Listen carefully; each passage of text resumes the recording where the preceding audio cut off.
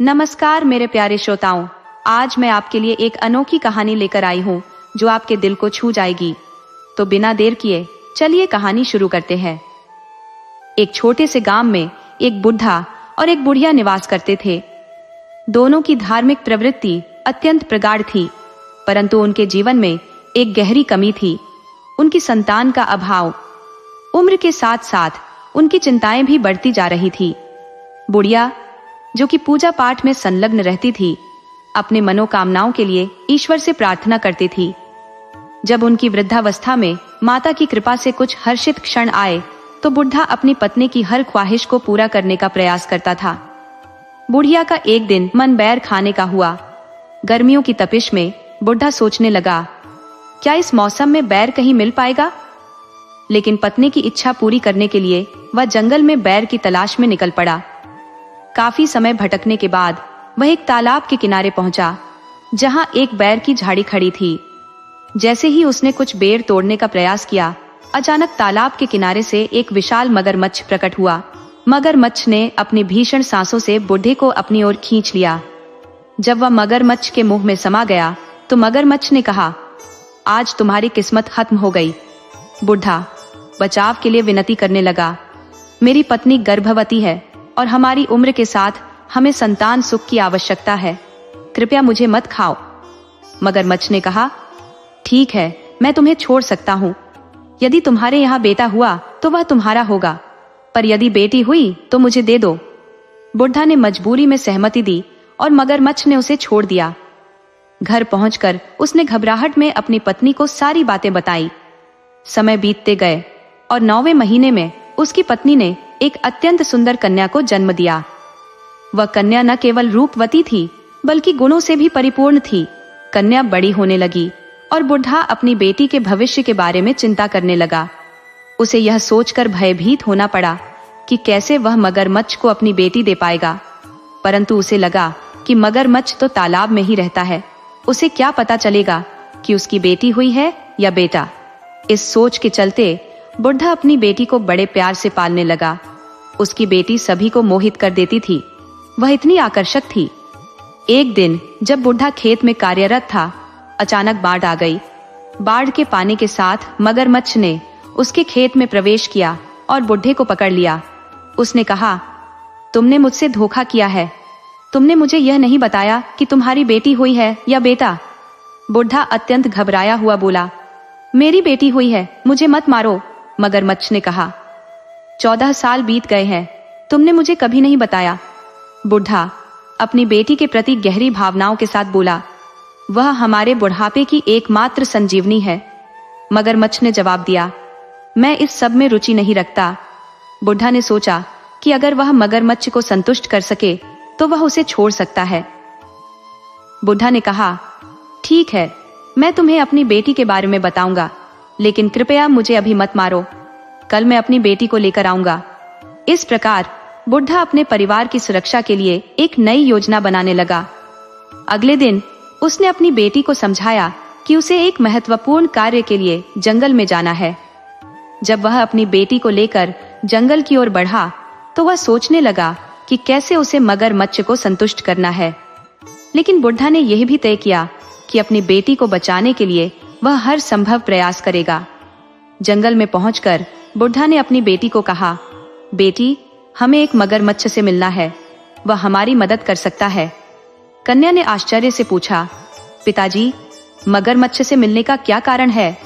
बुढ़ा ने उत्तर दिया, मगरमच्छ के पास कुछ रहस्यमय शक्तियां हैं, हमें उसकी मदद की आवश्यकता है। जैसे ही वे तालाब के पास पहुंचे, बुढ़ा ने साहसिकता से मगरमच्छ को पुकारा। मगरमच्छ ने आकर कहा, तुम वापस आ गए? क्या तुम अपनी बेटी को मेरे हवाले करने आए हो? बुढ़ा ने गहराई से सांस ली और कहा, मैं तुम्हें अपनी बेटी नहीं दे सकता, क्योंकि वह हमारे जीवन का उज्जवल प्रकाश है। इस पर मगरमच्छ ने कहा, अगर तुम अपनी बेटी को मेरे पास नहीं लाओगे तो तुम्हें अंजाम भुगतना पड़ेगा। बुढ़ा ने अपनी कन्या को सुरक्षित रखने की ठानी। उसने सोचा कि वह अपने प्यार और साहस से इस समस्या का समाधान निकालेगा। क्या बुढ़ा अपनी बेटी को मगरमच्छ से बचा पाएगा? क्या वह उसे अपनी पुत्री का प्यार दिखा पाएगा? यही थी उसकी अगली चुनौती। इस प्रकार यह कहानी हमें सिखाती है कि परिवार और प्रेम की रक्षा के लिए हमें साहसिक निर्णय लेने चाहिए। बुढ़ा अपनी बेटी के लिए किसी भी कीमत पर लड़ने का संकल्प लेता है और इसी तरह कहानी आगे बढ़ती है। उसका प्रिय कमल का फूल था। बुढ़ी ने कहा, तुम अपनी पीठ पर कमल का फूल रखकर नदी या तालाब के किनारे आ जाना। जैसे ही मेरी बेटी कमल का फूल लेने के लिए उतरेगी, तुम उसे पकड़ लेना। मगरमच्छ ने स्वीकार किया, लेकिन चेतावनी दी, यदि इस बार तुमने धोखा दिया तो मैं तुम्हारे पूरे परिवार को निगल जाऊंगा।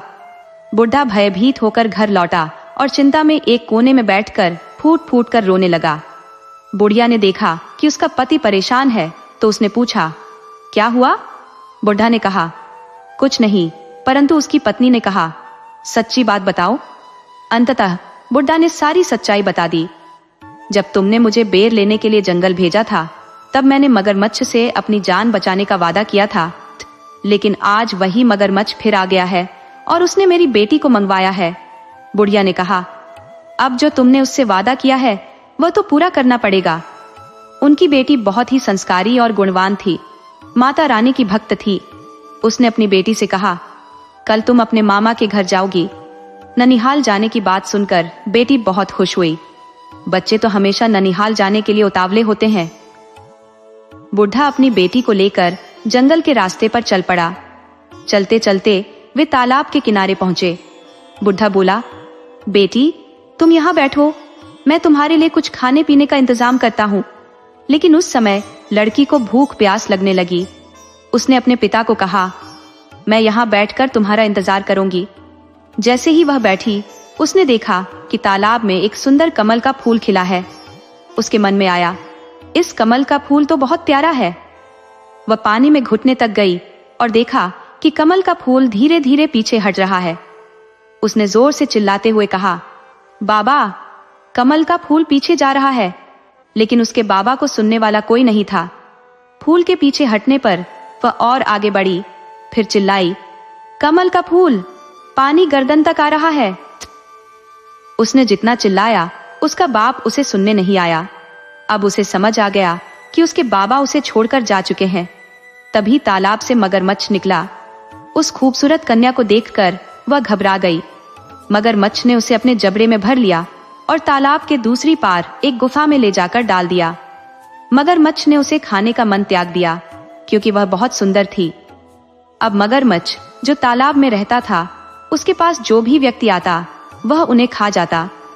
जो कुछ भी उनके पास गहने या कपड़े होते, वह सब गुफा में डाल देता। धीरे धीरे लोग उस जगह आना बंद कर दिए, क्योंकि उन्हें पता चला था कि वहां एक आदमखोर मगरमच्छ रहता है।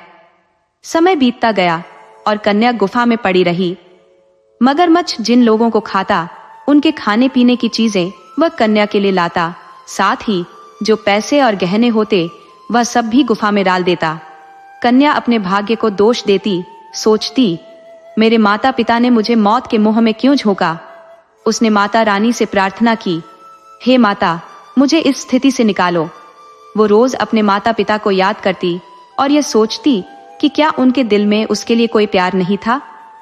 उसकी आंखों में आंसू थे, लेकिन उसने हिम्मत नहीं हारी। एक दिन गुफा में रहते हुए उसने निर्णय लिया कि वह अपने भाग्य के खिलाफ लड़ाई लड़ेगी। उसने सोचा कि अगर वो अपने माता पिता से संपर्क कर सके तो शायद वे उसकी मदद करेंगे। उसने अपने आसपास के वातावरण को ध्यान से देखा।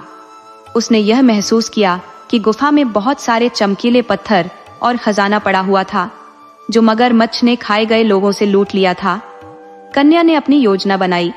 उसने सोचा कि वह अपने माता पिता के लिए एक संकेत छोड़ सकती है। उसने एक सुंदर कमल का फूल तोड़ा और उसे गुफा के बाहर रख दिया।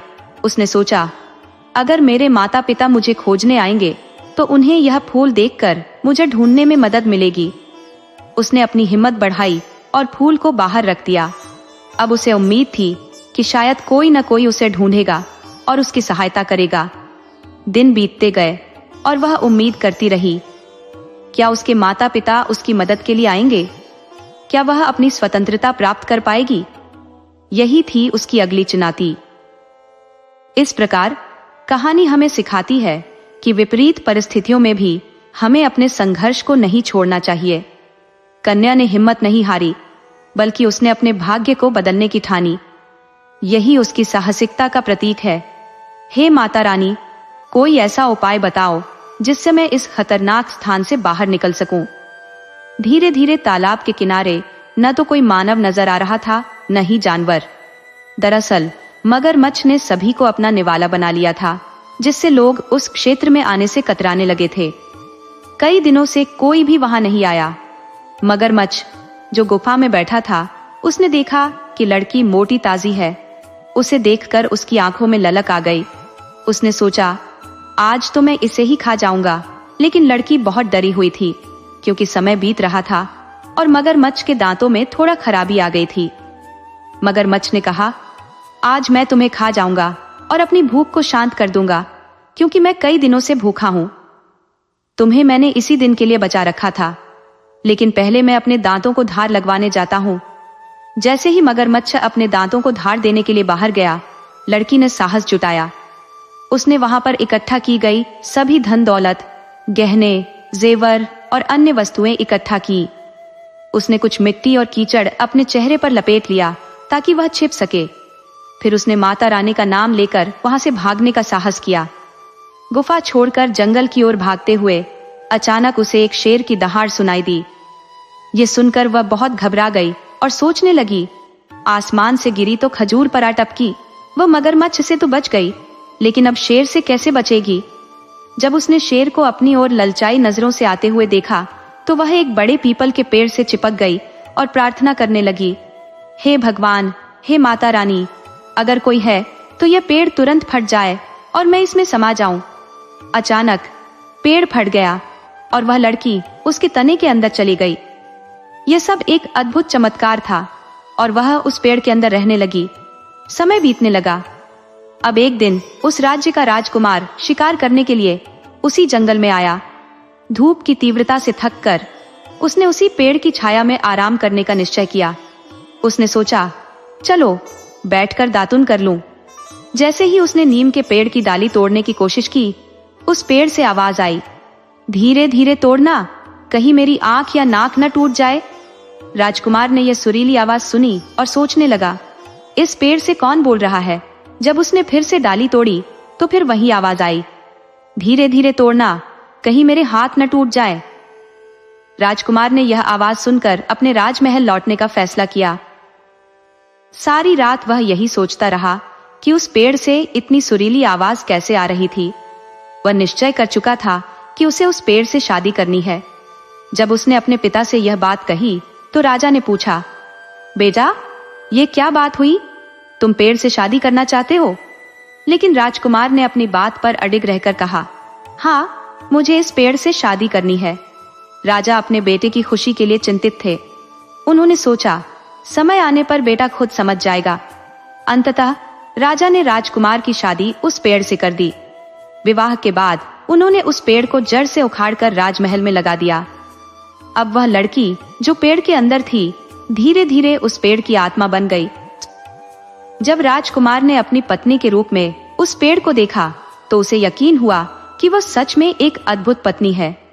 जैसे ही समय बीतता गया, राजकुमार और वह पेड़ एक दूसरे के प्रति गहरे प्रेम में बंध गए। राजकुमार ने अपनी पत्नी के साथ हर पल बिताने का निर्णय लिया और जंगल की सुंदरता को समझने लगा। उन्होंने अपने राज्य के लोगों को इस अद्भुत प्रेम कहानी के बारे में बताया। लोगों ने इस विवाह को अद्भुत मानते हुए उस पेड़ की पूजा शुरू कर दी। पेड़ ने अपनी जड़ों से धरती को मजबूत बनाया और अपने आसपास के वातावरण को हरा भरा रखा। धीरे धीरे वह पेड़ न केवल राजमहल का हिस्सा बना, बल्कि राज्य की समृद्धि का प्रतीक भी बन गया।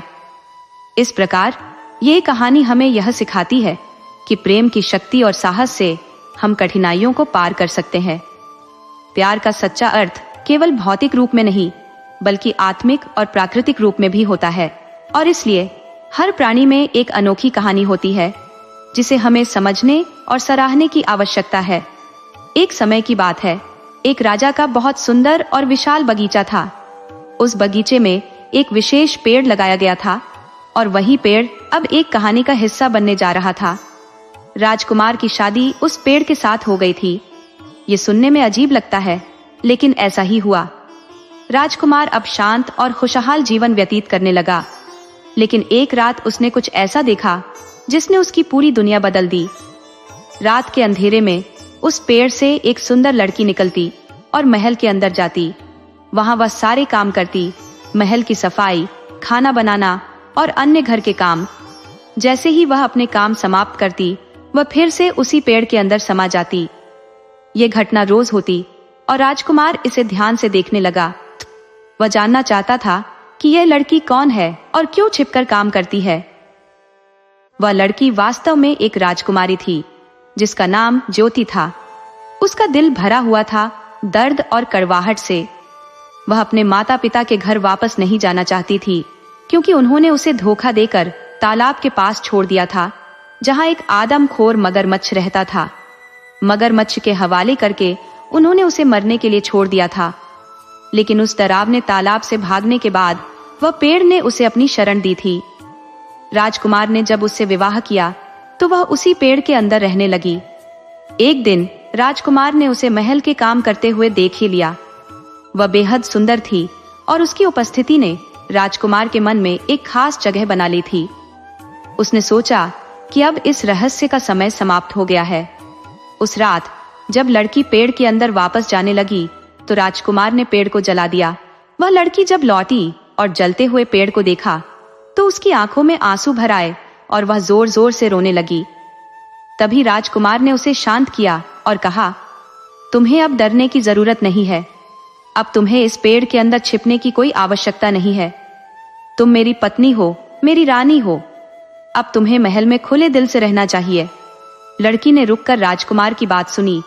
फिर उसने उसे अपने जीवन की सारी पीड़ाएं और घटनाएं बताईं। उसने बताया कि कैसे उसके माता पिता ने उसे धोखे से उसके ननिहाल जाने का झूठा बहाना बनाकर उसे उस तालाब के किनारे छोड़ा, जहां आदमखोर मगरमच्छ रहता था। उसने कैसे मगरमच्छ से अपनी जान बचाई और जंगल में भटकते हुए एक शेर के सामने आ गई। तभी माता रानी की कृपा से वह पेड़ उसकी शरण बन गया। राजकुमार ने उसकी पूरी कहानी सुनकर उसकी ओर देखा। उसकी आंखों में अब उस लड़की के लिए सम्मान और स्नेह और भी बढ़ गया। उसने तय किया कि वह उसे कभी अकेला नहीं छोड़ेगा। अगले ही दिन उसने अपने सैनिकों को आदेश दिया कि उस आदमखोर मगरमच्छ को मार डाले, जिसने कई निर्दोष लोगों की जान ली थी। सैनिकों ने उस तालाब में जाकर उस मगरमच्छ का अंत कर दिया। राजकुमार ने फिर उस लड़की के माता पिता को भी बंदी बना लिया। उसने कहा, जो माता पिता अपनी संतान को मौत के मुंह में धकेलते हैं, उन्हें सजा मिलनी चाहिए। ऐसे लोग समाज में रहने लायक नहीं होते। उनके माता पिता को जेल में डाल दिया गया और लड़की अब राजमहल में आराम से खुशी खुशी रहने लगी। राजा और रानी का जीवन अब शांति और आनंद से भर गया था।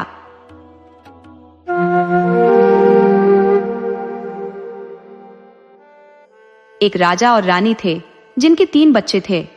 रानी धार्मिक स्वभाव की थी और हमेशा पूजा पाठ में लीन रहती थी। वह बहुत सती साध्वी महिला थी।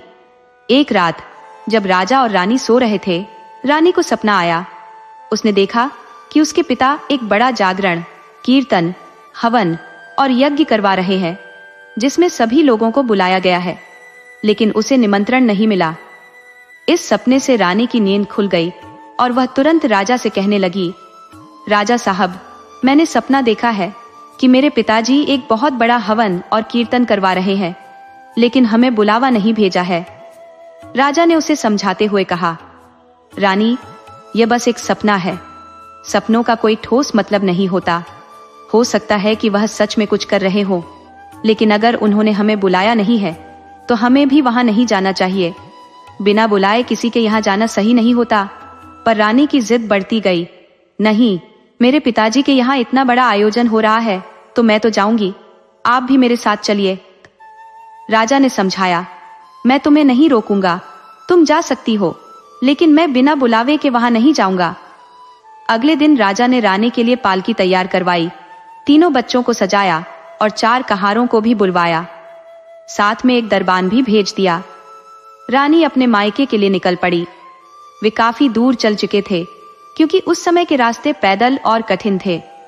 चलते चलते वे घने जंगल में पहुंच गए और शाम ढलने लगी। अंधेरा बढ़ने पर कहारों ने रानी से कहा, रानी साहिबा, हम बहुत थक चुके हैं और रात भी हो रही है। क्या हम यहीं विश्राम कर सकते हैं?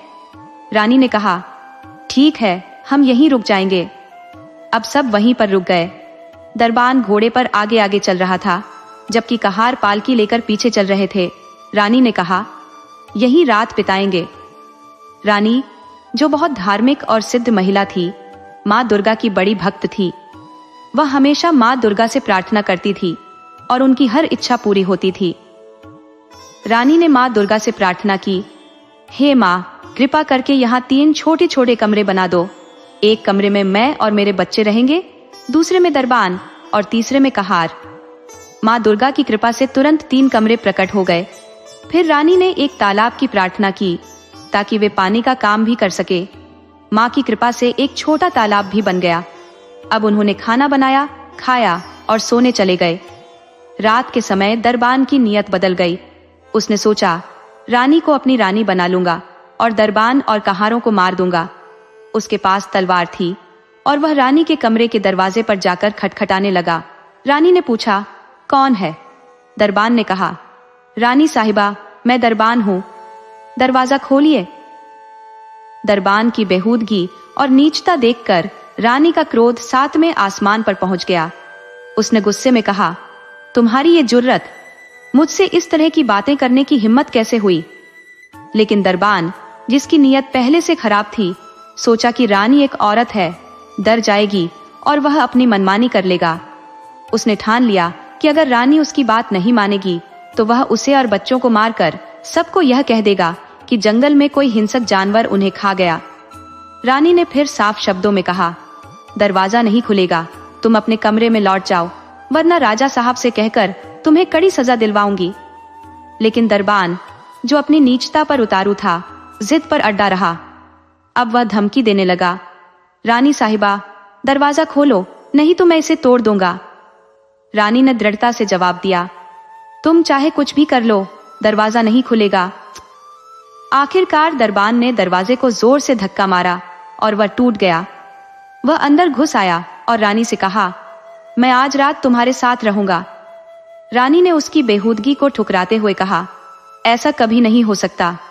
मैं एक पतिव्रता नारी हूं और मेरी आस्था मेरी सबसे बड़ी ताकत है। ये सुनकर दरबान और क्रोधित हो गया।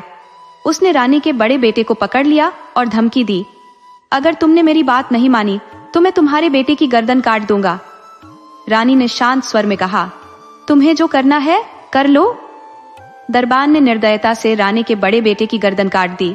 रानी फिर भी अपने सत्यनिष्ठा पर अडिग रही और कहती रही, तुम चाहे जो भी करो, मैं अपने सिद्धांतों से नहीं डिगूंगी। दरबान ने धीरे धीरे करके रानी के 3 बच्चों को मौत के घाट उतार दिया। अब रानी अकेली थी और सोच में डूब गई कि अब क्या किया जाए।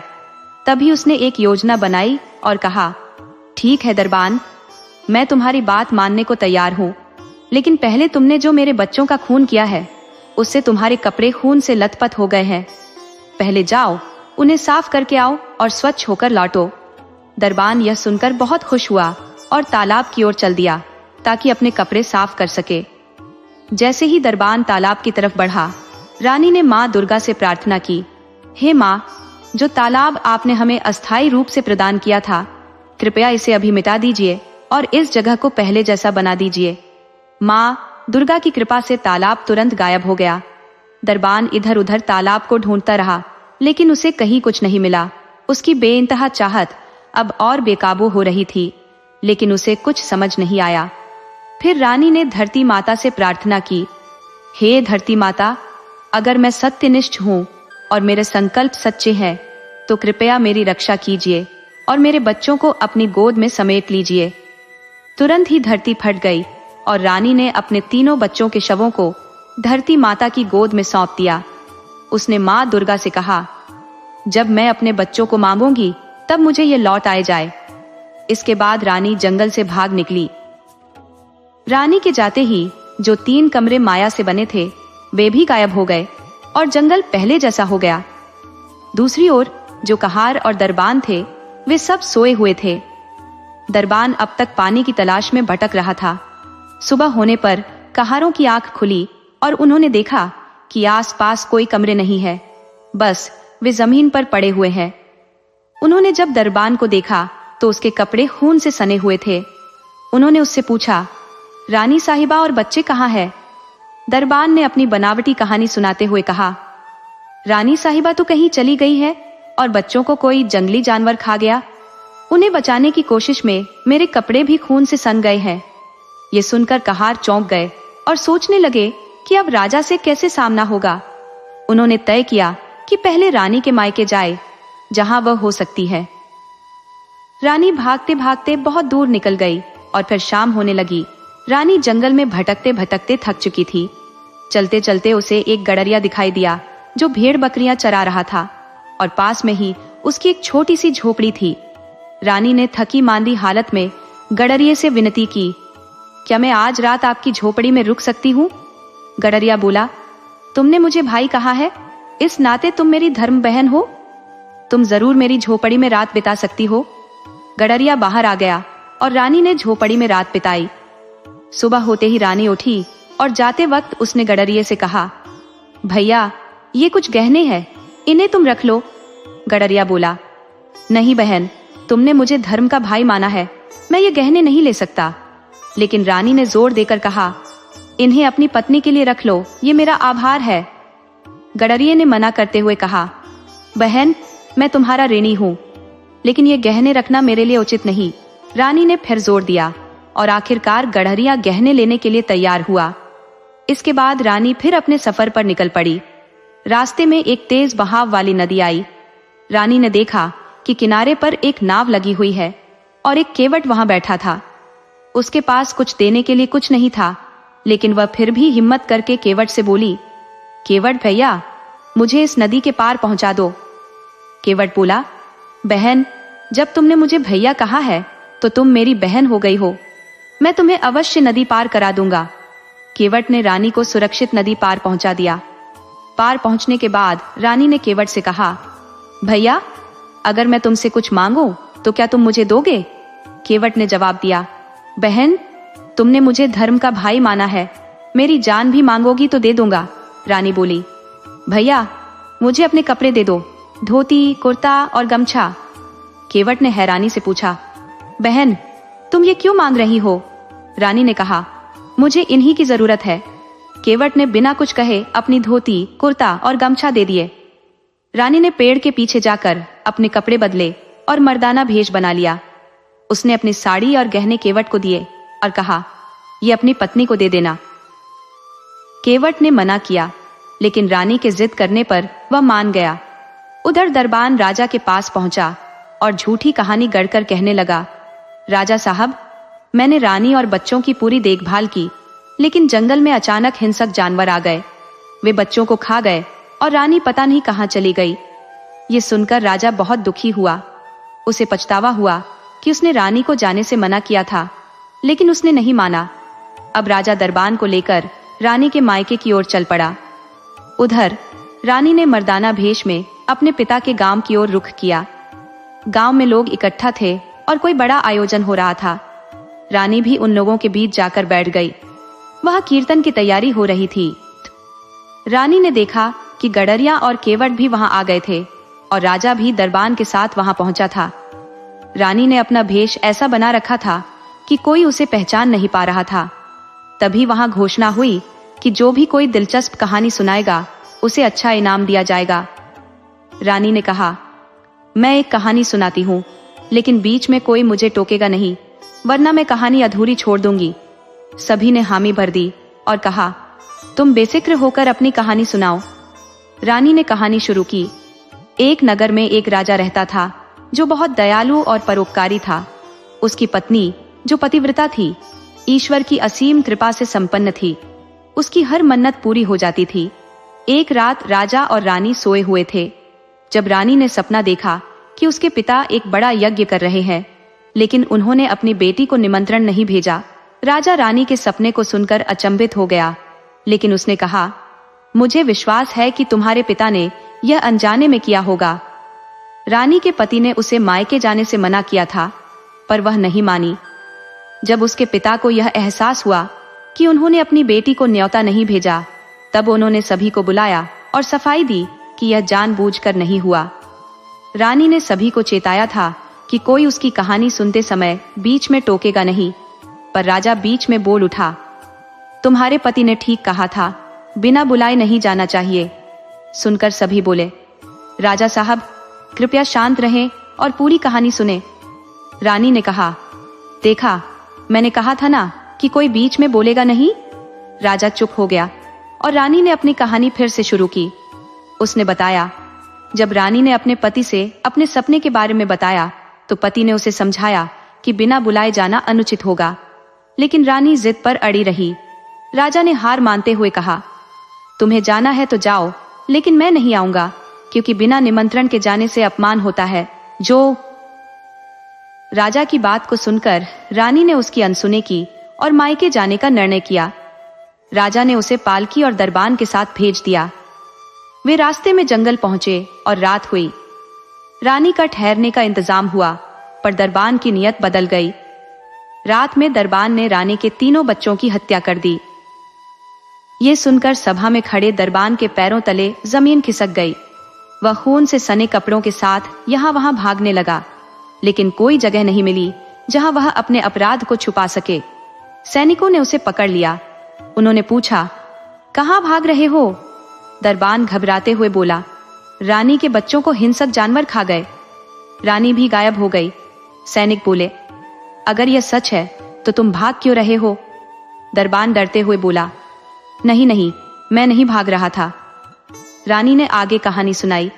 जब दरबान ने मेरे बच्चों को मार दिया तो मैंने अपनी इज्जत बचाने के लिए वहां से भागने का फैसला किया। भागते भागते रात के अंधेरे में मुझे एक गडरिया मिला जो भेड़ बकरियां चरा रहा था। मैंने उससे शरण मांगी और उसने मुझे बहन मानकर रात बिताने की जगह दी। यह सुनकर गडरिया, जो भीड़ में खड़ा था, बोला, अरे ये तो मेरे साथ हुआ है। मैं वही गडरिया हूँ और आज अपनी पत्नी के कहने पर वे गहने लौटाने आया हूँ। मेरी बीवी ने कहा था कि अगर गहने वापस नहीं लाए तो मुझे बुरा हाल करेगी। रानी ने कहा, देखो तुमने फिर टोका, अब आगे मत टोकना। भीड़ चुप हो गई और रानी ने आगे कहा, रात के बाद मैंने अपना सफर फिर शुरू किया और रास्ते में एक नदी आई। वहां केवट मिला जिसने मुझे नदी पार कराने की पेशकश की। मैंने केवट से उसके कपड़े मांगे और उसने अपनी धोती, कुर्ता और गमछा मुझे दे दिए। मैंने अपनी साड़ी और गहने उसे दे दिए। भीड़ में खड़ा केवट बोला, हाँ ये तो मेरे साथ ही हुआ था। ये वही गहने हैं और मैंने इन्हें अपनी पत्नी को देने का वादा किया था। रानी के मर्दाना भेष को पहचानने के बाद सब हैरान रह गए कि यह तो वही रानी थी। तब राजा ने दरबान को पकड़वाया और उसे फांसी की सजा का हुक्म दिया। दरबान को सजा दी गई और राजा ने गडरिया और केवट को अपने राज्य में ऊंचे पद और खूब सारी दौलत देकर विदा किया। राजा रानी को वापस राजमहल ले आया, जहां रानी ने धरती माता से प्रार्थना की, हे धरती माता, मेरे बच्चों को मुझे लौटा दो। तभी धरती फटी और 3 बच्चे जीवित हो गए। रानी ने अपनी उंगली चीरकर खून की बूंदें बच्चों पर छिड़की और वे उठते हुए बोले, माँ आज तो हमने खूब लंबी नींद ली। रानी मुस्कुराते हुए बोली, नहीं बेटा, तुम सोए नहीं थे, ये ईश्वर की कृपा थी। राजा अपनी पत्नी की इस शक्ति और सच्चाई पर गर्व से भर गया। उन्होंने माता की पूजा करवाई, हवन और भंडारे का आयोजन किया। उनके राज्य में खुशहाली लौट आई और राजा अब रानी पर आंख मूंद कर भरोसा करने लगे। रानी ने हर विपदा को सच्चाई और साहस के साथ पार किया। उसने अपनी इज्जत और अपने बच्चों की रक्षा की और कभी भी गलत के सामने झुकी नहीं। यही एक सच्ची नारी की पहचान होती है, कठिन से कठिन परिस्थिति में भी सत्य के पथ पर अडिग रहना। भीड़ ने एक स्वर में माता रानी की जयकार की और कहानी खत्म होते ही सबने रानी की हिम्मत और साहस की सराहना की।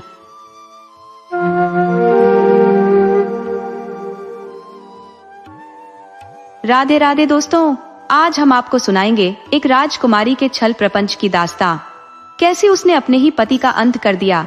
अगर आप हमारे चैनल पर नए हैं तो कृपया हमारे चैनल को लाइक करें, सब्सक्राइब करें और शेयर करना न भूलें। बहुत समय पहले की बात है, जब एक छोटा सा गांव अपनी सहजता और सादगी के लिए पहचाना जाता था। उस गांव में एक निर्धन ब्राह्मण अपने परिवार के साथ गुजारा करता था। उसके पास थोड़ी सी जमीन थी जिसमें वह खेती कर किसी तरह अपने बेटे और पत्नी के पेट की आग बुझाता था। लेकिन एक बार उस गांव पर प्रकृति का ऐसा कहर बरपा कि भयंकर अकाल पड़ गया। उसकी पूरी फसल बर्बाद हो गई और हालात इतने बिगड़ गए कि घर में अनाज का एक भी दाना शेष नहीं बचा। उसकी पत्नी और बेटे की दशा दयनीय हो गई और भूख से उनका जीना दूभर हो गया। ब्राह्मण का बेटा, जो अब थोड़ा बड़ा हो चुका था, एक दिन अपने पिता के पास आया और बोला, पिताजी, इस कंगाली में आप और माँ बमुश्किल पेट भर पाते हो और मैं आप पर एक अतिरिक्त भार बन गया हूँ। इस छोटे से गांव में मुझे कोई काम धंधा नहीं मिलता जिससे मैं आपकी सहायता कर सकूं। मुझे लगता है कि अब मुझे किसी नगर या शहर जाकर अपनी रोजी रोटी कमाने का प्रयास करना चाहिए। पिता ने भारी मन से बेटे की बात सुनी और कहा, ठीक है बेटा, जैसा तुम्हें उचित लगे। मेरे पास तो तुम्हें आशीर्वाद देने के अलावा और कुछ नहीं है। वह लड़का अपने माता पिता से विदा लेते समय बहुत उदास था, लेकिन उसने निश्चय कर लिया था कि वह अपने भाग्य को अवश्य आजमाएगा। शायद बाहर जाकर उसका नसीब बदल जाए। इस सोच के साथ वह गांव छोड़कर शहर की ओर चल पड़ा। शहर पहुंचने पर उसे ज्ञात हुआ कि उस नगर के राजा का अपने पड़ोसी राजा के साथ युद्ध चल रहा है। राजा उन सभी सशक्त और तंदुरुस्त युवाओं को अपनी सेना में शामिल कर रहा था जिन्हें युद्ध भूमि में अपनी भूमिका निभाने की चाह हो। उस लड़के ने भी बिना किसी विचार के तुरंत सेना में भर्ती होने का निर्णय ले लिया। लेकिन दुर्भाग्यवश शत्रु की सेना अत्यंत शक्तिशाली और संगठित थी, जबकि राजा की सेना न केवल संख्या में कम थी, बल्कि उनमें वह उत्साह और पराक्रम भी नहीं था जो युद्ध जीतने के लिए आवश्यक होता है। युद्ध के दौरान शत्रु की सेना के तीव्र प्रहारों से राजा की सेना कमजोर पड़ने लगी। सिपाही डर के कारण अपनी जान बचाने के लिए युद्ध भूमि छोड़ भागने लगे। सेनापति ने उन्हें हिम्मत देने की भरपूर कोशिश की, लेकिन भय का साया गहरा था। तभी उस लड़के ने हालात को समझा। उसने सोचा कि उसने जीवन की कठिनाइयों को नजदीक से देखा है। भूख और गरीबी ने उसे पहले ही मृत्यु के करीब ला दिया था। उसने मन ही मन निश्चय किया कि यदि मरना ही है तो क्यों न वीरता के साथ मरा जाए। उसने कहा, या तो हम जीत जाएंगे या युद्ध भूमि में वीर गति को प्राप्त करेंगे।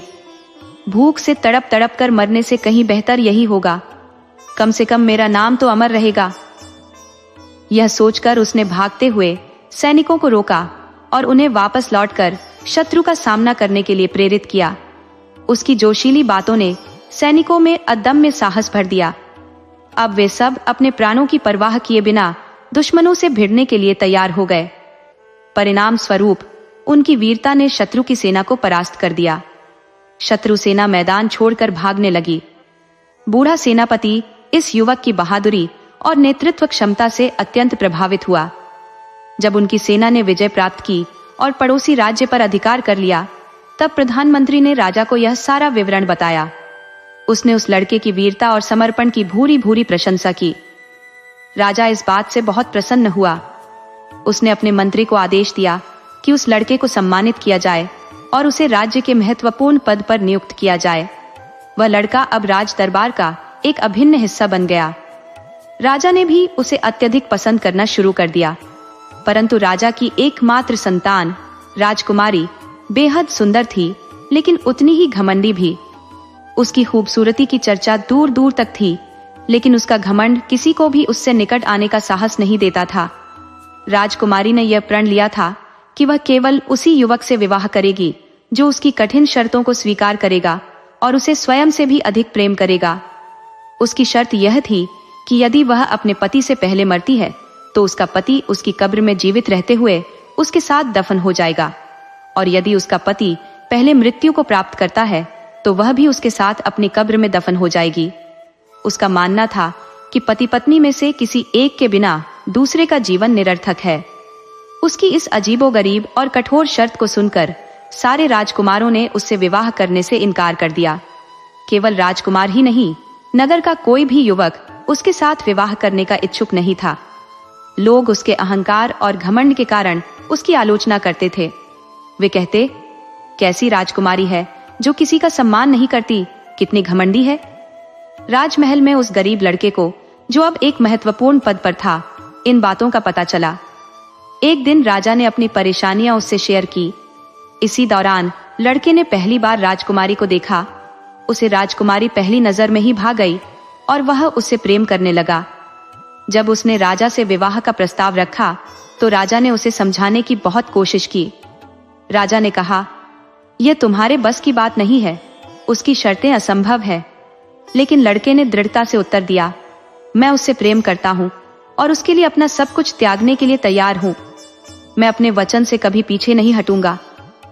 राजा को उसकी निष्ठा और साहस देखकर यकीन हो गया कि यह लड़का उसकी बेटी के लिए उपयुक्त रहेगा। अंततः राजा ने अपनी राजकुमारी का विवाह उस गरीब लड़के से करवा दिया। शादी के बाद राजकुमारी ने लड़के को चेतावनी दी, अगर तुमने अपना वचन तोड़ा तो तुम्हें मौत के घाट उतार दिया जाएगा।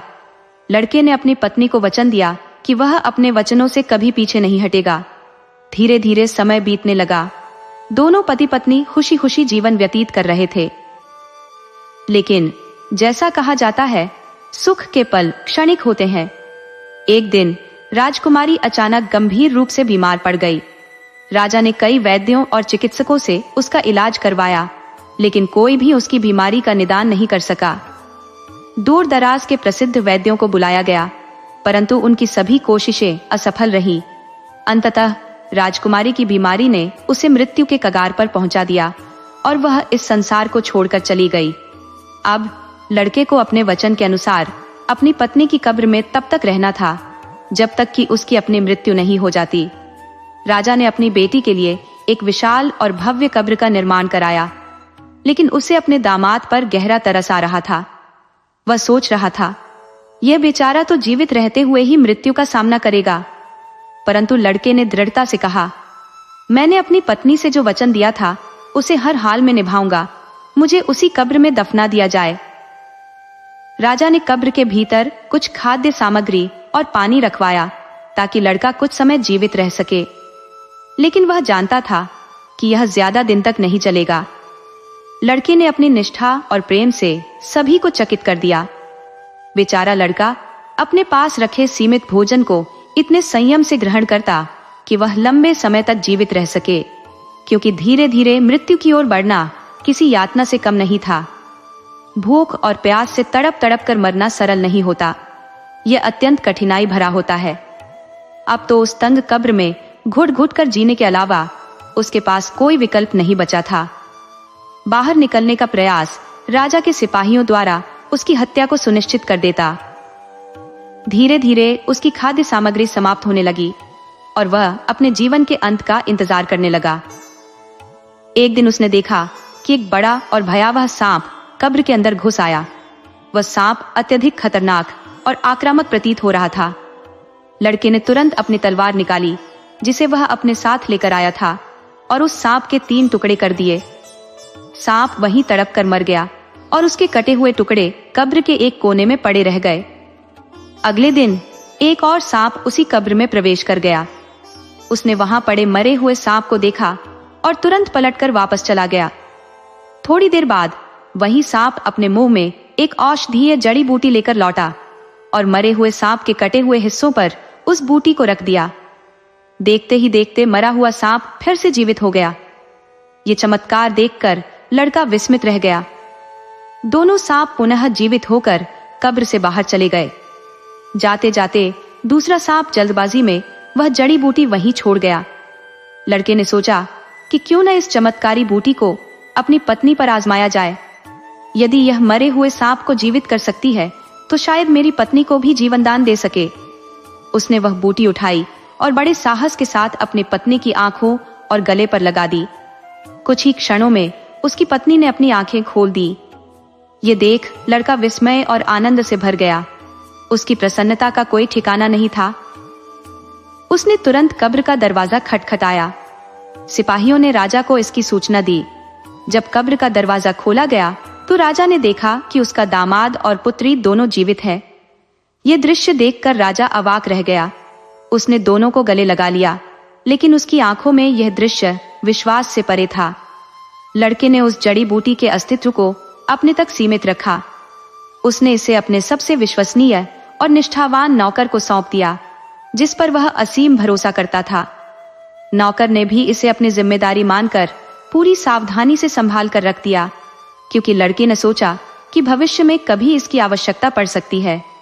कुछ समय ऐसे ही बीत गया।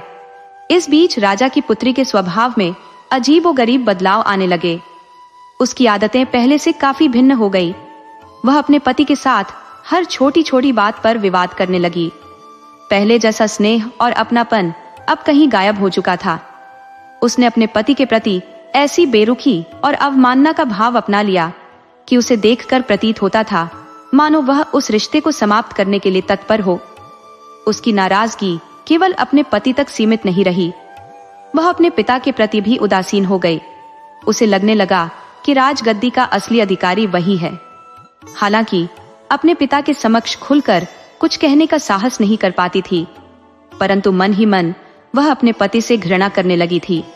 एक दिन उसने अपने पिता से कहा, पिताजी, मैं कुछ समय के लिए किसी दूसरे देश की यात्रा करना चाहती हूँ। मेरी जिंदगी में जो घटनाएं घटी है उनसे बाहर निकलने के लिए मुझे थोड़ा बदलाव चाहिए। शायद वहां की ताजी हवा और वातावरण मेरे मन को शांति दे सके। राजा ने सोचा कि यह यात्रा उसके दामाद और बेटी दोनों के लिए फायदेमंद होगी। उन्होंने तुरंत अपने जहाज को यात्रा के लिए तैयार करवाया और उसमें हर प्रकार की सुविधा उपलब्ध करवाई। कुछ ही दिनों में दोनों यात्रा पर निकल पड़े। यात्रा के दौरान राजकुमारी की नजर जहाज के कप्तान पर पड़ी। कप्तान का व्यक्तित्व उसे अपने पति से कहीं अधिक आकर्षक और मनमोहक प्रतीत हुआ। वह उसे एक तक निहारने लगी और मन ही मन यह योजना बनाने लगी कि अपने पति से छुटकारा कैसे पाया जाए ताकि वह इस कप्तान के साथ अपना जीवन बिता सके। जब राजकुमारी और कप्तान की नजरें मिली तो दोनों के बीच एक अजीब सा आकर्षण पैदा हो गया। राजकुमारी ने साहस जुटाकर कप्तान से कहा, यदि तुम मुझसे विवाह करना चाहते हो तो तुम्हें मेरी सहायता करनी होगी, अन्यथा मैं तुम्हें अपनी शक्तियों का उपयोग करके समाप्त कर दूंगी। राजकुमारी ने अपनी राजनीति और अधिकार का उपयोग करते हुए कप्तान को भयभीत करने का प्रयास किया। उसकी मंशा स्पष्ट थी, अपनी इच्छाओं की पूर्ति के लिए किसी भी सीमा तक जाना। कैप्टन ने सोचा कि राजकुमारी अपार सुंदरता की प्रतिमूर्ति है और योग्य है मेरी पत्नी बनने के। उसने राजकुमारी को यह विश्वास दिलाया कि वह उसके कृत्य में पूर्ण समर्थन देगा। राजकुमारी ने अपनी योजना शेयर की कि उसका पति जो उसके साथ है उसे समाप्त करने के लिए कैप्टन को सहयोग करना होगा। कैप्टन और राजकुमारी ने षड्यंत्र रचकर उस सोए हुए पति को समुद्र के किनारे स्थित घर से गहरे पानी में धकेल दिया। उनका मानना था कि उसकी मृत्यु निश्चित है, जिससे राजकुमारी स्वतंत्र हो जाएगी और कैप्टन के साथ अपना जीवन सुखपूर्वक व्यतीत करेगी। कैप्टन को भी इस योजना में अपना व्यक्तिगत लाभ दिखाई दिया, इसलिए उसने राजकुमारी का पूरा साथ दिया। लेकिन इस पूरे प्रकरण का साक्षी वह वफादार नौकर था जो अपने स्वामी के प्रति निष्ठावान था। उसने तुरंत अपनी सूझबूझ का परिचय दिया। जहाज पर आपातकालीन स्थिति के लिए रखी गई छोटी नाव को लेकर वह समुद्र की लहरों के बीच पहुंचा। उसने अपने स्वामी भक्ति का परिचय देते हुए उस दुर्लभ जड़ी बूटी को जो उसने सुरक्षित रखी थी अपने स्वामी के माथे पर लगाया। इससे राजकुमार की मृतप्राय अवस्था समाप्त हो गई और वह पूर्णतः स्वस्थ हो गया। राजकुमार को जब अपनी पत्नी की विश्वासघात की योजना का भान हुआ तो उसके हृदय में गहरा संताप उत्पन्न हुआ। उसने सोचा कि जिसे वह अपने जीवन का अभिन्न अंग मानता था वह कैसे इतनी क्रूरता और छल का सहारा ले सकती है। उसने अपने वफादार नौकर से आग्रह किया कि उसे शीघ्रता पूर्वक महल पहुंचाया जाए, जहां राजकुमारी के पिता और राज्य का न्याय हो सके। नौकर ने अपने स्वामी को राजकुमारी और कैप्टन से पहले महल में पहुंचा दिया। राजा ने अपने दामाद को देखकर विस्मय पूर्वक पूछा, तुम इतनी जल्दी कैसे लौट आए? मेरी बेटी कहाँ है? राजकुमार ने राजा को संपूर्ण घटना सुनाई कि कैसे उनकी बेटी और जहाज के कैप्टन ने मिलकर उसे गहरे समुद्र में मृत्यु के लिए धकेल दिया। लेकिन राजा को अपने दामाद की बात पर विश्वास नहीं हुआ। उन्होंने कहा, मेरी बेटी इतना घृणित कार्य कभी नहीं कर सकती। वह तुमसे प्रेम करती है और तुम्हारे बलिदानों का सम्मान करती है। राजा के इन शब्दों ने राजकुमार को और अधिक हताश कर दिया, लेकिन उसने निश्चय किया कि सच्चाई उजागर करके वह अपने अपमान का प्रतिशोध लेगा। मैं अपनी बेटी पर दोषारोपण नहीं कर सकता। मैंने कहा, वह तुम्हें कैसे मार सकती है? तुमने तो उसके साथ कब्र में जाने का साहस दिखाया था। तुमने उसे मृत्यु के मुंह से खींचकर जीवन दान दिया। लेकिन उस युवक ने दृढ़ता से कहा, राजा साहब, यदि मेरी बातों पर आपको विश्वास नहीं है तो मुझे महल में कहीं गुप्त रूप से छिपा दीजिए।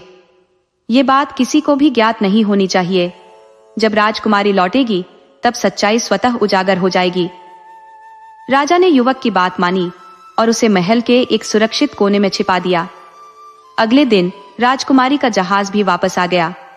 जब वह अपने पिता के समक्ष पहुंची तो वह नकली आंसुओं से रोने लगी। राजा ने पूछा, तुम अकेली क्यों लौटी हो? तुम्हारा पति कहाँ है? राजकुमारी दुख का नाटक करते हुए जोर जोर से रोने लगी और बोली, पिताजी, मैं क्या बताऊं, रास्ते में मेरे पति की तबीयत अत्यंत बिगड़ गई। समुद्र के मध्य में हम उनका उपचार कहां से कराते? हम उन्हें बचा नहीं सके। अब वे इस संसार में नहीं रहे। यदि आपको मेरी बात का विश्वास नहीं है तो आप जहाज के कैप्टन से पूछ सकते हैं। यदि वे जीवित होते तो मैं अवश्य उन्हें साथ लेकर आती। राजा ने बेटी की बातें सुनी, लेकिन भीतर ही भीतर उनका क्रोध बढ़ता जा रहा था। उन्होंने अपनी बेटी की झूठी कहानी चुपचाप सुनी। कुछ समय बाद उन्होंने राजकुमारी के पति को दरबार में बुलाया। जैसे ही राजकुमारी ने अपने पति को जीवित देखा, वह स्तब्ध रह गई। उसके होश उड़ गए और वह माफी मांगने लगी। उसने अपने पिता से कहा, पिताजी, मुझसे गलती हो गई, कृपया मुझे क्षमा कर दीजिए। लेकिन राजा ने कठोर स्वर में कहा, जो पत्नी अपने पति के प्रति निष्ठावान नहीं रह सकी, वह मेरी क्या होगी? तुम्हारे ऐसे घिनौने कृत्य के लिए तुम्हें मृत्यु दंड मिलना चाहिए। इसके बाद सैनिकों ने राजकुमारी को कारावास में ले जाने की तैयारी की। उसे उसके कर्मों का दंड भुगतने के लिए ले जाया गया। तभी वह युवक सामने आया और विनम्रता से कहने लगा, राजा साहब, कृपया मेरी पत्नी को क्षमा कर दीजिए। इसने अपने सच्चे पति के साथ छल किया है, लेकिन मैं इसे अभी भी अपने दिल से चाहता हूं। राजा ने क्रोध में भरकर उत्तर दिया, मैं इसे क्षमा नहीं कर सकता। ये अपना प्रेमी निष्ठावान पति होते हुए भी उसे धोखा दे सकती है, तो इसे दंड अवश्य मिलना चाहिए। युवक ने अपनी बात पर जोर देते हुए कहा, महाराज, मैं इसे अत्यधिक प्रेम करता हूं। यदि आप इसे मृत्यु दंड देंगे तो मैं इसके बिना जीवित नहीं रह पाऊंगा। राजा ने गहरी सांस ली और बोले, ठीक है, यदि तुम इसे इतना प्रेम करते हो तो मैं इसे क्षमा कर देता हूं। लेकिन याद रखो, यदि कोई और होता तो मैं इसे माफ करने का विचार भी नहीं करता। राजा ने अपनी बेटी को क्षमा कर दिया और राजकुमारी ने अपने पति के साथ नए सिरे से जीवन जीना शुरू किया। समय के साथ राजा ने महसूस किया कि उनका दामाद न केवल सरल स्वभाव का है, बल्कि कर्तव्यनिष्ठ और संस्कारी भी है। उनके पास कोई पुत्र नहीं था, इसलिए उन्होंने राज्य की बागडोर अपने दामाद को सौंपने का निर्णय किया। राजा ने मंत्रिमंडल के साथ परामर्श किया और सभी ने इस प्रस्ताव का समर्थन किया। इस प्रकार युवक राजा बना और कुशलता पूर्वक शासन करने लगा। उसने अपने गरीब माता पिता को भी अपने पास बुला लिया। परिवार और प्रजा के साथ सभी ने सुख, शांति और आनंदमय जीवन व्यतीत किया। तो मित्रों, किस्मत का खेल बड़ा विचित्र है। कौन जानता है कब भाग्य करवट ले ले। वह निर्धन युवक, जिसके पास खाने तक के लिए अन्न नहीं था, एक दिन राजा बन गया। अगर आपको यह कहानी पसंद आई हो तो कृपया हमारे चैनल को लाइक करें और सब्सक्राइब करना न भूलें।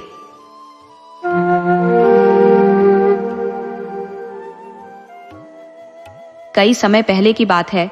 एक गांव में बिरजू नाम का व्यक्ति रहता था। बिरजू तंत्र मंत्र और नजर उतारने में बड़ा निपुण था। गांव के लोग छोटी मोटी परेशानियों के लिए अक्सर उसके पास जाया करते थे। बिरजू शादियों में ढोल बजाने का भी काम करता था। एक बार बिरजू एक शादी में ढोल बजाने गया हुआ था और उसके साथ मशकबीन बजाने वाले साथी भी थे। शादी के बाद बारात रात में ही दुल्हन को लेकर वापस गांव लौट गई थी। अगली सुबह बिरजू को एक और शादी में ढोल बजाने जाना था, तो उसने रात को ही अपने साथियों से कहा कि अब विदा लेकर गांव चलना चाहिए। उसके साथियों ने मना कर दिया, क्योंकि रास्ते में एक घना जंगल पड़ता था और जंगली जानवरों का खतरा भी था। बिरजू ने समझाया कि अगली सुबह फिर से बारात में शामिल होना पड़ेगा और ढोल बजाना पड़ेगा, इसलिए हमें अभी ही निकलना चाहिए। आखिरकार उसके साथी मान गए और बिरजू के साथ चल पड़े। रास्ते में बिरजू ने सुझाव दिया कि ढोल बजाते हुए चलें, ताकि जंगली जानवरों का डर ना रहे और हम सुरक्षित रह सके। रात के करीब 2 बजे का वक्त था। चारों ओर घना सन्नाटा पसरा हुआ था और चांदनी में पूरा इलाका चांदनी से नहाया हुआ था। हल्की हल्की हवा चल रही थी जब उनकी नजर पहाड़ी पर पड़ी। उस समतल जगह पर कुछ लोग नाचते हुए दिखाई दिए, जिसे देखकर वे सब डर गए। बिरजू समझ गया कि यह कोई साधारण लोग नहीं थे। उसने साथियों से कहा, ये लोग शायद हमारी ही तरह किसी काम से लौट रहे होंगे और यहाँ थोड़ी देर के लिए रुक गए होंगे। लेकिन उसके साथी बोले, नहीं नहीं, ये लोग तो भूत लगते हैं। वे भयभीत हो गए थे। बिरजू ने कहा, अरे अगर भूत भी है तो मैं इन्हें काबू कर लूंगा। मेरी विद्या कभी तो काम आएगी। देखो, उन्होंने हमें देख लिया है। अगर हम डर गए तो ये हमें नुकसान पहुंचा सकते हैं। बिरजू ने भूतों की तरफ बढ़ने का फैसला किया। वह जानता था कि पास में श्मशान है, जिसमें एक चिता अभी भी जल रही थी। इस समय जो लोग नाच रहे थे वे और कोई नहीं बल्कि भूत ही हो सकते थे। यही एकमात्र रास्ता था भूतों से बचने का, क्योंकि वह उन्हें नचाकर खुद को बचा सकता था। मरता क्या ना करता, बिरजू और उसके साथी आगे बढ़े और भूतों के पास पहुंच गए। भूतों के उलटे पांव देखकर उसके साथी डर गए। उन्होंने ढोल और मशकबीन बजाना बंद कर दिया। भूत ढोल की आवाज में खूब नाचते रहे। जब वे थक गए तो उनमें से एक भूत उनकी ओर बढ़ने लगा। भूत को अपनी तरफ आते देख बिरजू ने महामंत्र पढ़ना शुरू कर दिया। उसके दोनों साथी डर के मारे थर थर कांप रहे थे। तभी भूत बोला, डरो मत मित्र, तुमने हमें बहुत नचाया है। हमें बहुत मजा आया है। हम बहुत खुश हैं। तो जो भी मांगना है मांग लो। हमारे पास जो होगा हम दे देंगे। बिरजू की समझदारी और साहस ने उस दिन उसे और उसके साथियों को बचा लिया। ये कहानी हमें सिखाती है कि कभी कभी हिम्मत और समझदारी से मुश्किल हालात का सामना किया जा सकता है। उन दिनों जब शादी ब्याह के लिए लड़की वालों को रुपये देने पड़ते थे, मीमो के पास इतने पैसे नहीं थे कि वह अपनी शादी का इंतजाम कर सके। इसी वजह से उसकी शादी नहीं हो पा रही थी। उसने सोचा कि क्यों न एक भूतनी से शादी कर ली जाए, क्योंकि उसने एक बहुत ही सुंदर भूतनी को नाचते हुए देखा था। मीमो ने अपनी ये इच्छा भूतों के सामने रख दी। भूतों ने उसे बहुत समझाया कि ऐसा करना ठीक नहीं होगा, लेकिन मीमो अपनी जिद पर अड़ा रहा। उसकी जिद को देखते हुए भूतों ने उसे काफी प्रलोभन दिए, मगर मीमो ने ठान लिया था कि अगर वे उसे कुछ देना ही चाहते हैं तो उसी भूतनी से उसका विवाह करवा दे। आखिरकार भूतों को अपना वचन निभाना पड़ा और उन्होंने मीमो और भूतनी की शादी करवा दी। भूतों ने मीमो को चेताया, देखो, ये भूतनी अब तुम्हारी पत्नी की तरह रहेगी, एक साधारण औरत की तरह। तुम्हारे साथ घर बसाएगी और किसी को भी नुकसान नहीं पहुंचाएगी। लेकिन ध्यान रहे, जब तक ये चुप रहेगी तब तक ये तुम्हारी पत्नी रहेगी। जिस दिन इसका मुंह खुल गया, ये हड्डियों के ढेर में बदल जाएगी और हमारे पास लौट आएगी। मीमो ने भूतों की बात मान ली और अपनी नई पत्नी के साथ खुशी खुशी अपने गांव की ओर चल दिया। गांव पहुंचने पर लोगों ने मीमो की अचानक हुई शादी को देखकर हैरानी जताई। मीमो ने अपने माता पिता को समझा दिया कि उसकी पत्नी गूंगी है, इसलिए इशारों में ही बातें करें। माता पिता को यह सुनकर दुख तो हुआ कि उनकी बहू गूंगी है, लेकिन साथ ही वे खुश भी थे कि चलो, बेटे का घर तो बस गया। धीरे धीरे समय बीतने लगा और मीमो की पत्नी ने घर बाहर का कामकाज अच्छे से संभाल लिया। वह गांव के लोगों से बहुत कम मिलती थी और 2 बेटों और 2 बेटियों की मां बन चुकी थी। वह अपने परिवार का बहुत ख्याल रखती थी और घर वाले उसके इशारे आसानी से समझ जाते थे। एक दिन मीमो के बच्चे गांव के दूसरे बच्चों के साथ खेल रहे थे। खेल खेल में बच्चों में झगड़ा हो गया। एक लड़के ने मीमो के बेटे से कहा, तुम्हारी माँ भूतनी है। ये सुनकर दूसरे बच्चे ने भी कहा, अगर तुम्हारी माँ भूतनी नहीं है तो वह लोगों से मिलती क्यों नहीं है और किसी से बोलती क्यों नहीं है। बच्चे अपने मुंह लटकाए घर आ गए और अपने बाबा से पूछ बैठे कि लोग माँ को ऐसा क्यों कहते हैं और वह बोलती क्यों नहीं है। मीमो ने उन्हें समझाया कि बेटा, तुम्हारी माँ गूंगी है, इसलिए वह बोल नहीं सकती। बच्चे उस समय तो चुप हो गए, लेकिन उन्होंने सोच लिया कि वे अपनी माँ को बोलवाकर ही रहेंगे। एक दिन मीमो किसी काम से दूसरे गांव गया हुआ था। और उसकी पत्नी पानी लेने कुएं पर गई हुई थी। बच्चों ने सोचा कि खाना बनाने का समय हो रहा है और माँ को मसाला पीसने के लिए सिलबट्टे की जरूरत पड़ेगी। अगर हम इसे छुपा लें तो माँ हमसे पूछेगी कि सिलबट्टा कहाँ है। थोड़ी देर बाद पानी लेकर माँ भी आ गई और खाना बनाने की तैयारी करने लगी। जब उसे मसाले पीसने के लिए सिलबट्टा नहीं मिला तो उसने इशारों में बच्चों से पूछा कि सिलबट्टा कहाँ है। लेकिन आज तो बच्चों ने ठान रखी थी कि वे अपनी माँ को बुलवा कर ही मानेंगे। काफी देर ढूंढने के बाद भी जब सिलबट्टा नहीं मिला और बच्चों ने कोई जवाब नहीं दिया तो वह गुस्से में आकर बोल पड़ी, सिलबट्टा कहाँ है? बस उसका इतना कहना था कि वह हड्डियों के ढांचे में बदल गई। ये देखकर बच्चे रोने लगे और उनका रो रो कर बुरा हाल हो गया। वे अपने किए पर पछता रहे थे और सोच रहे थे कि उन्होंने माँ से ऐसी जिद क्यों की। अपनी माँ को हड्डियों के ढेर में बदलते देख बच्चे भागकर अपने दादा दादी के पास गए। दादा दादी भी ये सुनकर फूट फूट कर रोने लगे, लेकिन किसी तरह खुद को संभालते हुए उन्होंने बच्चों को दिलासा दिया। उन्हें बड़ा भय था कि अगर गांव वालों को इस बात का पता चल गया तो वे उनके साथ न जाने क्या सलूक करेंगे। ऐसे कई किस्से उन्होंने पहले भी सुने थे और उन्हें याद करके उनकी आत्मा कांप जाती थी। उन्होंने बच्चों को साफ हिदायत दे दी थी कि किसी को कुछ भी न बताएं और गांव वालों से दूर ही रहे तो ही सही रहेगा। 2 दिन बीत गए थे और घर का चूल्हा नहीं जला था। कोई कुछ समझ नहीं पा रहा था कि क्या करना चाहिए। बच्चे अपनी माँ की याद में हड्डियों के ढेर के पास बैठे आंसू बहा रहे थे। बरमो गांव से बाहर एक शादी में गया हुआ था और उसे वहां 2 दिन हो गए थे। एक रात जब बरमो सोया हुआ था उसे किसी की आवाज सुनाई दी, अरे जल्दी घर जाओ, 2 दिन से घर में चूल्हा नहीं जला है। बच्चों ने 2 दिन से खाना नहीं खाया है और उनका रो रो कर बुरा हाल हो गया है। जैसे ही बरमो ने अपनी पत्नी की आवाज सुनी उसकी नींद खुल गई और वह घबरा गया। सुबह का समय था और उसे डर लगने लगा कि लोग कहते हैं कि सुबह का सपना सच हो जाता है। वह सोचने लगा कि उसकी पत्नी सपने में क्यों आई। पहले तो कभी नहीं आई थी। उसने कहा भी क्यों कि जल्दी घर जाओ। ये सब सोचकर वह बहुत परेशान हो गया। शादी की रस्में पूरी हो चुकी थी और वह अपने साथियों के साथ विदा लेकर अपने घर के लिए चल पड़ा। रास्ते भर उसके मन में अजीब अजीब ख्याल आते रहे और वह बहुत परेशान रहा। उसने रास्ते में एक पल भी आराम नहीं किया और जब साथियों ने पूछा कि क्या हुआ तो उसने कुछ भी नहीं बताया। दिन ढलते ढलते वह गांव पहुंच गया। घर पहुंचते ही बच्चों ने उसे देखा और जोर जोर से रोना शुरू कर दिया। बच्चे अपने पिता से लिपट कर रो रहे थे और उनके आंसू रुकने का नाम नहीं ले रहे थे। बरमो को समझ में नहीं आ रहा था कि क्या हो गया है। उसके माता पिता भी उदास होकर उसकी ओर देख रहे थे। बरमो ने अपने पिता से पूछा तो उन्होंने रसोई की तरफ इशारा किया। जैसे ही बरमो रसोई में पहुंचा उसने हड्डियों का ढेर देखा और उसे भूतों की दी हुई चेतावनी याद आ गई। उसने समझ लिया कि उसकी पत्नी ने जरूर मुंह खोला होगा।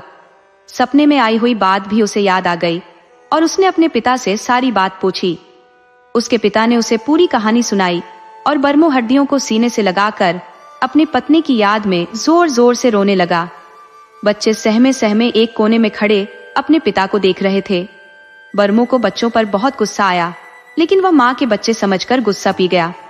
थोड़ी देर बाद उसने बच्चों को सीने से लगाकर रोते हुए उन्हें भी दिलासा दिया।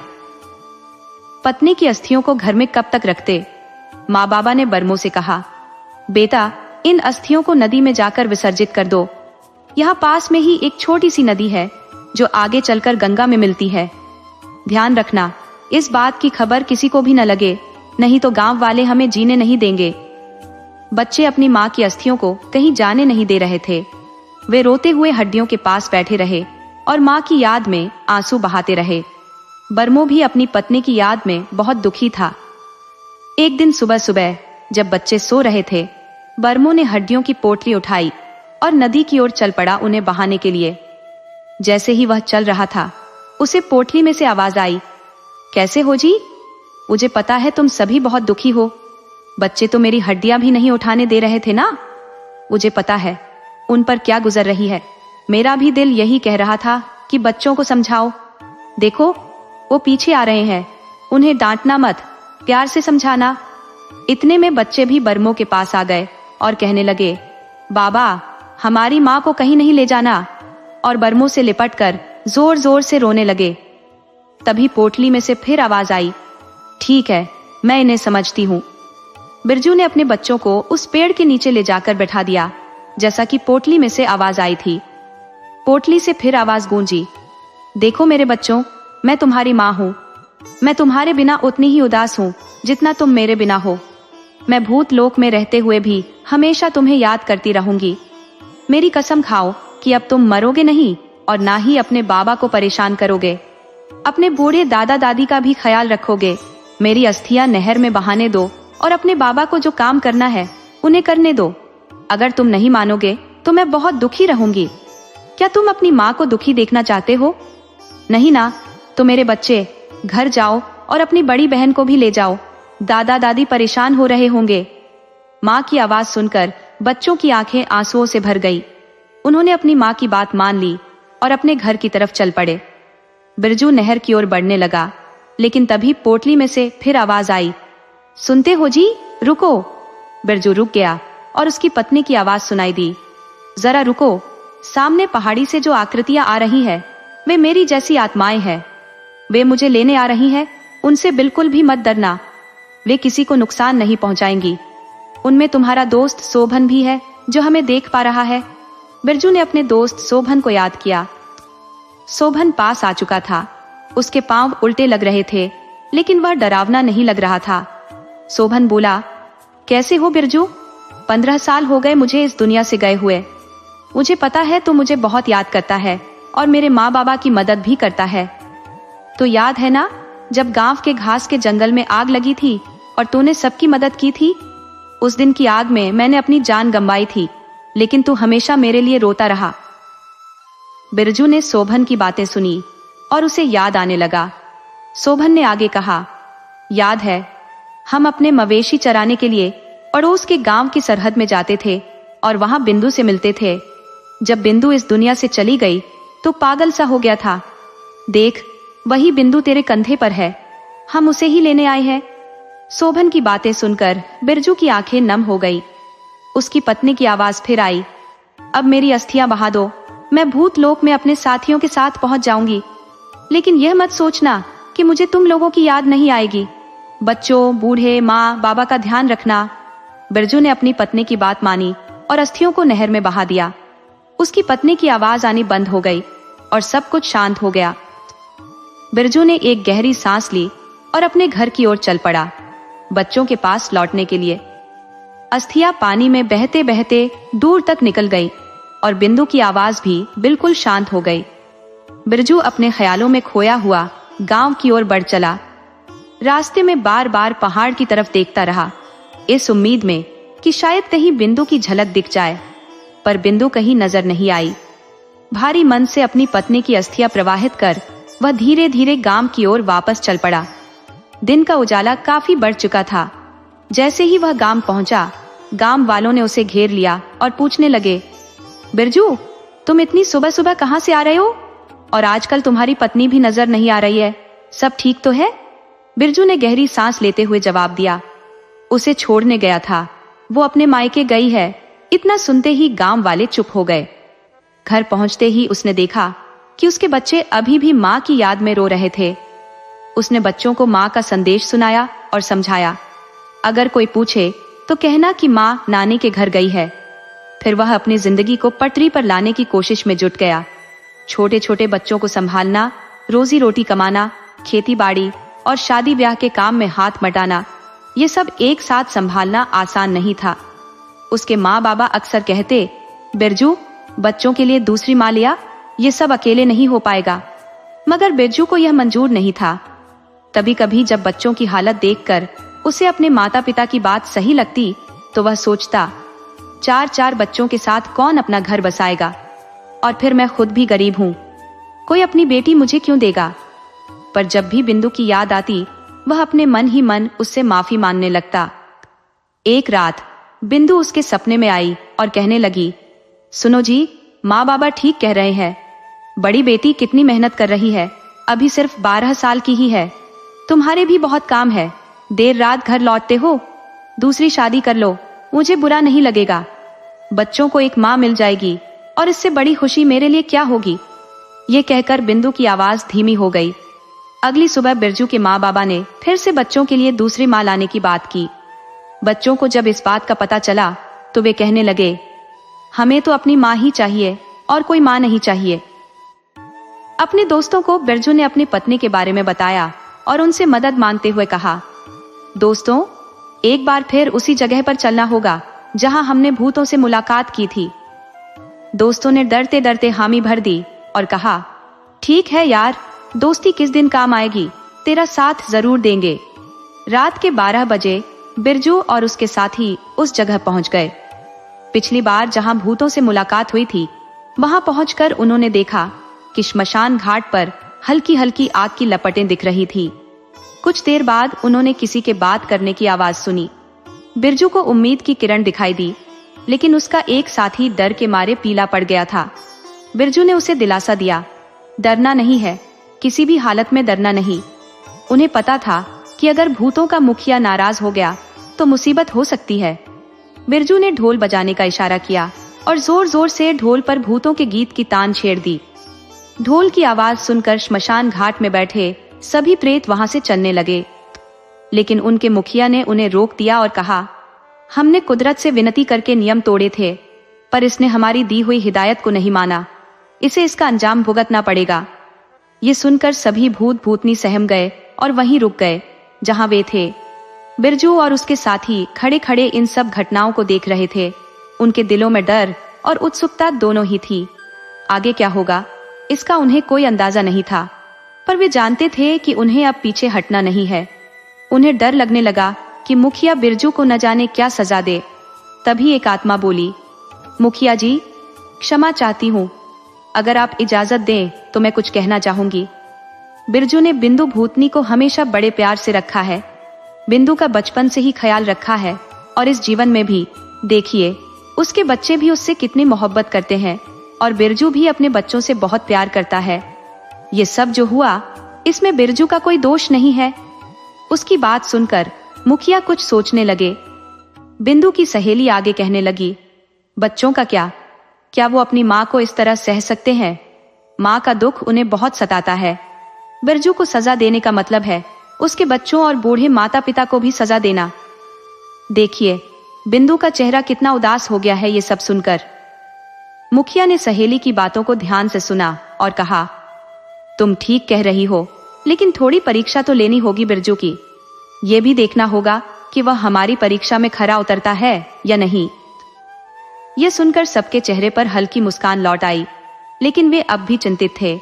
जब सब लोग उस जगह पहुंचे जहां बिरजू और उसके साथी ढोल बजा रहे थे, मुखिया ने गुस्से में कहा, बंद करो ये सब, तुमने जो किया वो माफ करने लायक नहीं है।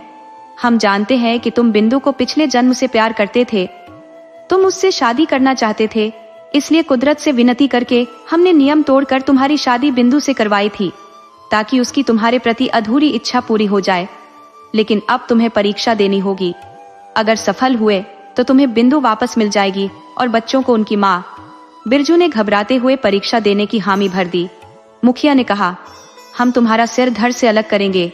अगर कुदरत को मंजूर हुआ तो तुम फिर से जिंदा हो जाओगे और बिंदु तुम्हारे साथ लौट जाएगी, नहीं तो तुम्हें अपनी जान से हाथ धोना पड़ेगा। बिरजू ने बिना देरी किए अपना सिर आगे कर दिया।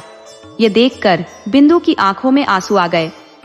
मुखिया और बाकी भूत बिरजू के प्रेम को देखकर नतमस्तक हो गए। तुम्हारा प्यार सच्चा है बिरजू, मुखिया ने कहा, खड़े हो जाओ, तुमने प्यार की परीक्षा पास कर ली है। कुदरत की आज्ञा से हमने यह सब रचाया था। अब ढोल दमाओ बजाओ और खुशियां मनाओ। फिर ढोल की थाप पर सभी आत्माएं नाचने लगी। चारों ओर खुशी का माहौल था। थोड़ी देर बाद सबके पैर थम गए।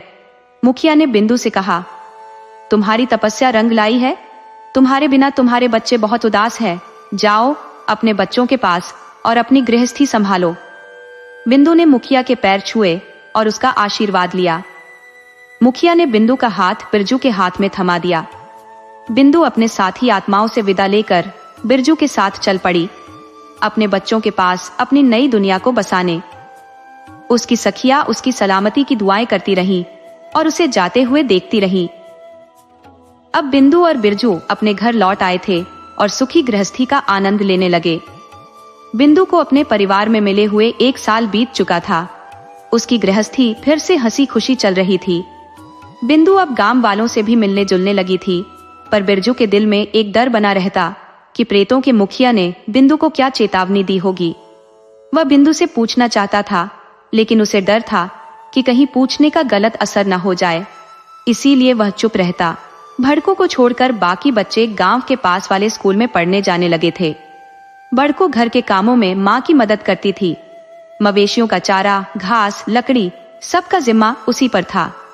बिरजू किसी जरूरी काम से गांव के बाहर गया हुआ था। बड़को की तबीयत ठीक नहीं थी, इसलिए बिंदु ने घर का काम जल्दी जल्दी निपटाया। भड़को को दवा देकर आराम करने को कहा और खुद मवेशियों को चराने के लिए जाने लगी। तभी उसके ससुर बोले, बहू तुम घर में रहो, भड़को की देखभाल करो, बच्चे भी स्कूल से आएंगे, मवेशियों को मैं ले जाऊंगा। बिंदु ने कहा, नहीं बाबा, आपकी तबीयत भी तो ठीक नहीं है, आप आराम करो, मैं ही चली जाऊंगी। बिंदु ने देखा कि भड़को के आराम करने के बाद ही काम करने का मन है। उसने जल्दी से मवेशियों को चराने के लिए गांव की सीमा के जंगल की ओर रुख किया। मवेशी साथ में थे और बिंदु पहाड़ी पर गीत गुनगुनाते हुए घास काटने में मग्न हो गई। जैसे ही उसने घास काटना शुरू किया, उसे एक अजीब सा एहसास हुआ। उसे याद आया कि इससे पहले भी उसने इस स्थान पर कदम रखा था। हालांकि जब से वह इस गांव में आई थी, उसने कभी मवेशियों को चराने का काम नहीं किया था। पेड़ों की छांव में बैठकर उसने सोचा, यह सब क्यों हुआ? वह सोच ही रही थी कि अचानक छोटी नदी के पार से आती हुई महिलाओं की झलक दिखाई दी, जो अपने सिर पर सामान उठाए जा रही थी। उसे उनके पास जाने की तीव्र इच्छा हुई और वह तुरंत उनके पास पहुंच गई। महिलाओं से पूछताछ की कि क्या वे इस गांव की है और क्या यहाँ किसी की शादी है जो इतनी सारी सब्जियां और सामान लेकर जा रही है। महिलाओं ने बताया कि वे पड़ोसी गांव की है और उन्होंने बिंदु को पहले कभी नहीं देखा। उन्हें यह भी बताया कि नीले सूट में जो लड़की है वही दुल्हन है। बिंदु ने देखा कि नीला सूट पहने वाली लड़की और दूसरी महिला की ओर इशारा कर रही थी। महिलाओं ने बिंदु को बताया कि वह लड़की शादी का सामान लेकर जा रही है। बिंदु ने उनकी ओर इशारा करते हुए कहा, देखो, यह महिला नीले सूट वाली है, क्या वह नीलू की तरह दिखती है? महिलाओं ने अपनी पीठ पर से सामान उतारकर नीचे रखा और विश्राम करने लगी। बिंदु की मां ने उसे एकटक देखा और बिंदु को इशारा करते हुए कहा, यह नीलू है, तुम्हारी बहन के गांव की। बिंदु ने अपना नाम और पति का नाम बताया, जिसे सुनते ही नीलू की मां की आंखों में आंसू आ गए। उसे याद आया कि बिंदु उस उम्र की थी जब उसने इस दुनिया को छोड़ा था। नीलू की मां ने बिंदु को मिठाई दी और कहा, ये मिठाई ले लो, शादी की तारीफ क्या है और नीलू की ससुराल किस गांव में है? बिंदु ने पूछा, क्या नीलू की ससुराल पास के गांव में है? नीलू की मां ने बताया कि बिरजू शादी में जरूर आएगा और बिंदु को भी आना चाहिए, क्योंकि ये गांव उनके लिए बहुत महत्वपूर्ण है। नीलू की मां ने कहा कि वह बुखार से पीड़ित बेटी की वजह से यहाँ आई है और उसे घास काटते हुए देखकर बिंदु को पहचान लिया। बिंदु ने कहा, ठीक है, बेटी बीमार है, ध्यान रखो, दिन ढल गया है, तुम्हारे मवेशी भी चले गए होंगे, अगर बिरजू तुम्हें बुलाएगा तो आना। नीलू की मां ने बिंदु को मिठाई देते हुए कहा, बच्चों के लिए यह मिठाई ले जाओ। बिंदु ने उसकी बात मानी और वहां से चल दी। नीलू की मां ने बिंदु को जाते हुए देखा और कहा, मुझे लगता है नीलू में उसकी बहन का अक्स है। नीलू की मां की आंखें आंसुओं से भर गई और उसने कुछ और नहीं कहा। बिंदु अपने मवेशियों के साथ घर लौटी और भड़को को रसोई में देखकर उसे डांटा। भड़को को आराम करने को कहकर बिंदु ने खुद खाना बनाना शुरू किया। मां पहली बार कहीं गई थी तो आशंका हो रही थी कि वह कहां जा सकती है। पशु साथ में नहीं थे, बिंदु अकेली जंगल में थी। एकांतता और अकेलेपन का डर उसके मन में उठ रहा था। उसने चारपाई पर लेटते हुए कई सवाल किए, लेकिन डर की कोई ठोस वजह नहीं दिखी। हाँ, पास के गांव के लोगों का जो हाल था वे भी मिलनसार लगते थे और वे शादी का सामान लेकर जा रहे थे। बिंदु ने बताया कि उसने नीलू नाम की लड़की की शादी की चर्चा सुनी थी, पर वे लोग उसे ऐसे देख रहे थे जैसे वह उन्हें पहले से जानती हो। जब बिंदु ने नीलू की मां से कहा कि वह उसे जानती है और उसे घास काटते हुए कई बार देखा है। तो नीलू की माँ ने बिंदु की बातें सुनकर अपनी आंखों में आंसू भर लिए। बिंदु ने बताया कि उसकी माँ ने मिठाई दी थी और उसे बच्चों के लिए भी मिठाई दी। नीलू की माँ ने कहा कि यदि बिंदु की शादी में भाग लेगी तो बहुत अच्छा होगा, लेकिन अगर नहीं आई तो वह नाराज हो जाएगी। जब बिंदु की बातें सुनी तो उसके पति को चिंता होने लगी कि पुराने समय की बातें न उभर जाएं। उसे डर था कि बिंदु को पुरानी बातें याद आ सकती है और अगर ऐसा हुआ तो मुश्किल हो सकती है। उसने प्रेतों के सरदार का धन्यवाद किया जिन्होंने बिंदु को पुरानी बातें याद न आने की चेतावनी दी थी। बिंदु ने अपने पति से पूछा, तुमने जो बातें सुनी है उनसे मैं यह समझना चाहती हूँ कि क्यों मुझे उस महिला और उसकी बेटी से मिलने पर अजीब सा एहसास हुआ। वे मुझे ऐसे देख रही थी जैसे हम पहले से जान पहचान में है। क्या इसका मतलब है कि बिंदु के पिछले जन्म की बातें उभर रही हैं? उसके पति को अब चिंता हो रही थी कि बिंदु के माता पिता जो उसके पुराने दुश्मन थे उसके लिए कोई समस्या खड़ी कर सकते हैं। वह सोचने लगा कि अगर नीलू की शादी में बिंदु को बुलाया गया और पुरानी बातें सामने आई तो उनका क्या होगा। उसने कुदरत से प्रार्थना की कि बिंदु की शादी में न बुलाया जाए ताकि कोई समस्या न हो। बिंदु के पिता जो शादी में बिंदु को बुलाना नहीं चाहते थे, लेकिन ढोल बजाने वालों की कमी के कारण अंततः ब्रह्मो को बुलाना पड़ा। बिंदु का पति मन ही मन परेशान था और सोच रहा था कि नीलू की शादी में जाने से पुराने जख्म न खुल जाएं। बिंदु के पति का दिल यह मान रहा था कि नीलू को दुल्हन के रूप में देखने की इच्छा थी, लेकिन साथ ही वह यह भी चिंतित था कि कहीं पुराने दिनों की यादें न उभर जाएं। उसका दिल जानता था कि बिंदु प्रेत लोक से आई है, लेकिन उसकी चिंता को लेकर वह असमंजस में था। इसके अतिरिक्त उसे अन्य कोई महत्वपूर्ण बात याद नहीं आ रही थी। अगले ही क्षण सोचकर वह डर गया। यदि बिंदु को कोई पुरानी बात याद आ गई तो यही सब सोचकर वह बिंदु को ले जाने से हिचकिचा रहा था। बड़े ने बिंदु से कहा कि वह बहुत उदास नजर आ रहे हैं और जानना चाहा कि वह किस बात से परेशान है। बिंदु ने उत्तर दिया कि नीलू की शादी का निमंत्रण आया है। उसे पता था कि नीलू के पिता उसे बुलाएंगे, फिर उसकी माँ ने भी उसे आमंत्रित किया है, लेकिन उसे समझ में नहीं आया कि उसे ऐसा सपना क्यों आया जिसमें वह पेड़ पर चढ़ी थी और अचानक देखा कि उसे किसी ने मार दिया। बिंदु ने सपना देखकर अपनी चिंता प्रकट की कि वह क्यों ऐसा सपना देख रही है और उसने अपनी गिरावट और यातनाओं के बारे में बताया। सपने की बात सुनकर ब्राह्मण और भी चिंतित हो गया। उसे याद आया कि पिछले जन्म में भी बिंदु पेड़ से गिरी थी और मर गई थी। वह बिंदु से भी मिल चुकी थी। उसके पिता का गुस्सा और भी बढ़ गया था। ब्राह्मण ने बिंदु को सपना झूठा कहकर उसे दूसरी बातें करने के लिए कहा, यह कहकर कि सपने कभी सच नहीं होते। बिंदु ने अपने काम में लग गई और अपना दिन बिताया। बिरजू को शादी में जाना था, लेकिन उसके दिमाग में अशुभ विचार उभर रहे थे। पूरी रात उसकी आंखों से नींद गायब थी। सुबह उसने थोड़ी नींद ली और सपने में खुद को श्मशान घाट में प्रेतों के बीच पाया। प्रेतों के सरदार ने उसे आश्वस्त किया कि वह सब कुछ जानता है और बिंदु को उसके साथ भेजा है। सरदार ने यह भी कहा कि बिंदु के माता पिता और बहन के साथ उसका प्रेम था। बिंदु के पिता ने उसे अच्छे से व्यवहार नहीं किया, लेकिन समाज की चिंता थी। सरदार ने कहा कि वे सब कुछ संभाल लेंगे और बिंदु को उनके पूर्व जन्म के परिवार के लिए कुछ करने का मौका देंगे। उसने बिरजू को कहा कि उसे आराम करना चाहिए और शादी में भी जाना चाहिए। प्रेतों के सरदार के जाने के बाद बिरजू की नींद खुल गई। वह भले ही सपने में था, लेकिन उसे सरदार पर पूरा विश्वास था। जब बिंदु ने कहा कि उसे शादी में जाना है, तो बिरजू को तैयार होना पड़ा। बिंदु ने कहा कि दुल्हन की हल्दी की रस्म में उसका होना आवश्यक है। बिंदु ने जल्दी तैयार होने की सलाह दी और जल्द ही वे शादी वाले गांव में पहुंच गए। बिंदु ने कहा कि यहाँ आकर उसे ऐसा लग रहा है जैसे वे पहले भी यहाँ मिल चुके हैं। बिंदु को पूर्व जन्म की यादें और गांव के लोगों के बारे में सोचने लगी। उसकी चिंता बढ़ गई, लेकिन उसने प्रेतों के सरदार को याद किया। सरदार ने उसे सफेद कपड़े पहने हुए देखा और कहा कि उसे बिंदु की चिंता नहीं करनी चाहिए। सरदार ने कहा कि बिंदु को पिछले जन्म की बातें या प्रेत लोक की यादें नहीं है। बिरजू को यह सुनकर राहत मिली और उसने अपनी चिंता को दूर किया।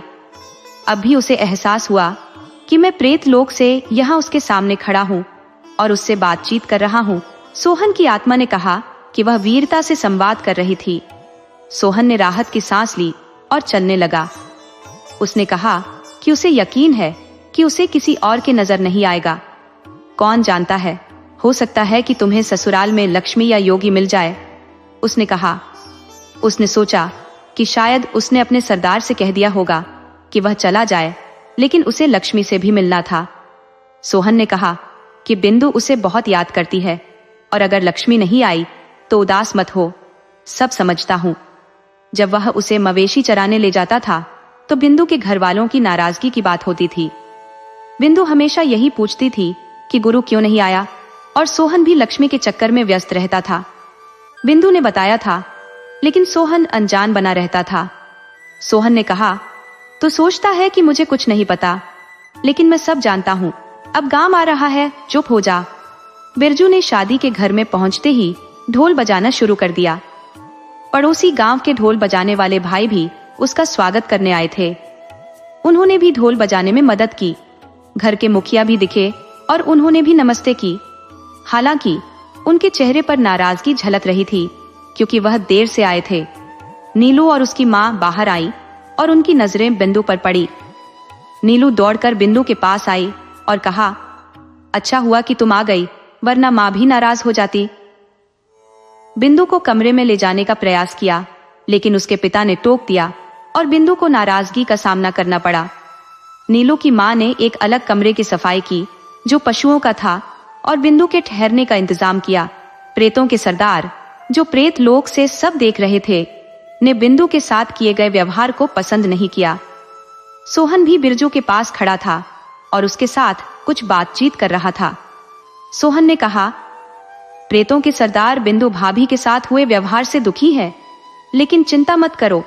धीरे धीरे दुल्हन के मंगल स्नान की रस्म शुरू हो गई। बिरजू और उसके साथी मंगल गीत बजाने लगे। गांव की महिलाएं भी मंगल गीत गा रही थी और लोग बारी बारी से दुल्हन को हल्दी लगा रहे थे। बिंदु दूर से सब देख रही थी और खुशी महसूस कर रही थी। दुल्हन की मंगल स्नान की रस्म के बाद बिंदु और पीरमो कमरे में गए। कमरे में मखमली गद्दे देखकर बिंदु खुश हो गई, जबकि सोहन मुस्कुराया, लेकिन बिंदु समझ नहीं पाई। नीलू की माँ चाय लेकर बिंदु के पास आई और कहा, मुझे लगता है कि मैंने ठहरने की सही व्यवस्था नहीं की। बिंदु ने कहा कि चाय और मिठाई अच्छी है और मखमली गद्दों की तारीफ की। नीलू की माँ ने गद्दे को काले कंबलों से तुलना की, जिससे स्थिति थोड़ी अजीब हो गई। शादी के माहौल में बिंदु और नीलू की माँ की बातचीत चल रही थी। बिंदु ने देखा कि सभी लोग शादी और काम में व्यस्त हैं और सर्दियों की धूप में गुनगुनाहट हो रही है। बारातियों के लिए बैठक सजाई जा रही थी और शामियाना लगभग तैयार हो चुका था। थोड़ी देर बाद बिंदु एक दीवार पर बैठी सामने खड़े विशाल पेड़ को गहरी नजरों से देख रही थी, जैसे वह पेड़ नहीं बल्कि कोई रहस्यमय वस्तु हो।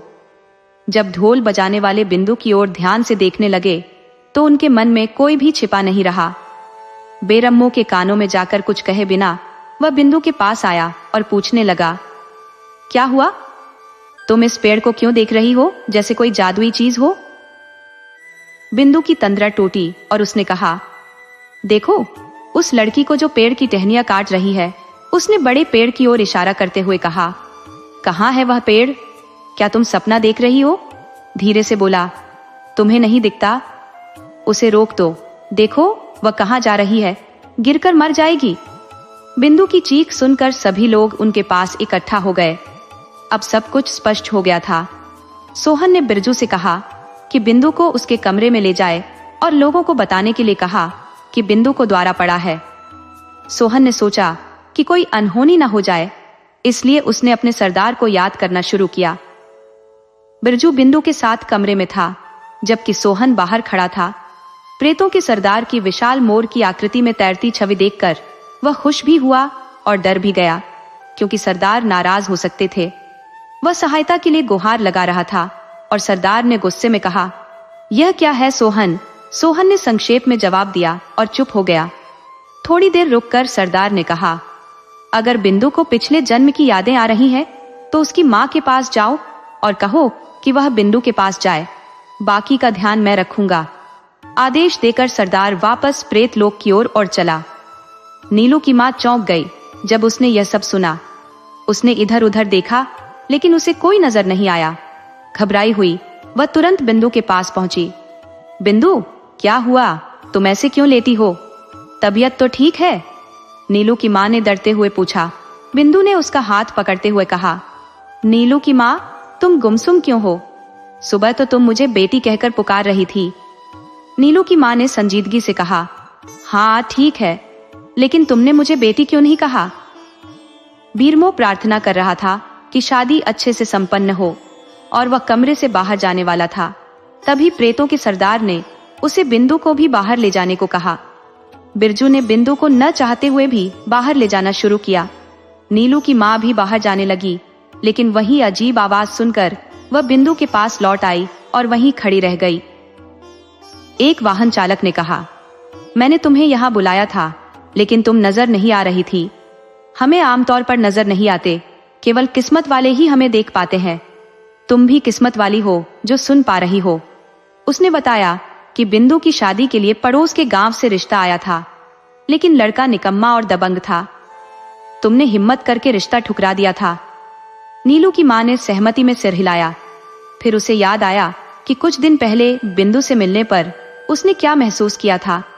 क्यों उसे बिंदु और उसके बच्चों के लिए मिठाई देने का दुख हुआ था। बिंदु की आंखों में आंसू देखकर उसने शादी में आने के लिए बिंदु को जोर से बुलाया था।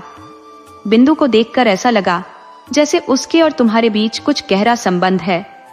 अब तुम समझ गई हो कि गांव के लोग जो शादी की तैयारी में व्यस्त है, उनका असली चेहरा तुम्हें नजर नहीं आ रहा है। ये लोग जिनके बारे में मैंने तुमसे पहले ही बताया था, क्या कुछ करने की सोच रहे हैं, तुम्हारी कल्पना से परे है। चिंता मत करो, मैं सब संभाल लूंगा। तुम बस शादी की तैयारी करो। हाँ, तुम ब्रह्मों को भली भांति पहचानती हो, नहीं? तुम्हारे पति ने उस बेचारे के साथ कितने जुल्म किए। क्या उसकी गलती सिर्फ यही थी कि तुम्हारी बेटी बिंदु और वह एक दूसरे से प्रेम करते थे? अब भी वे दोनों नीलू की शादी को लेकर चिंतित हैं।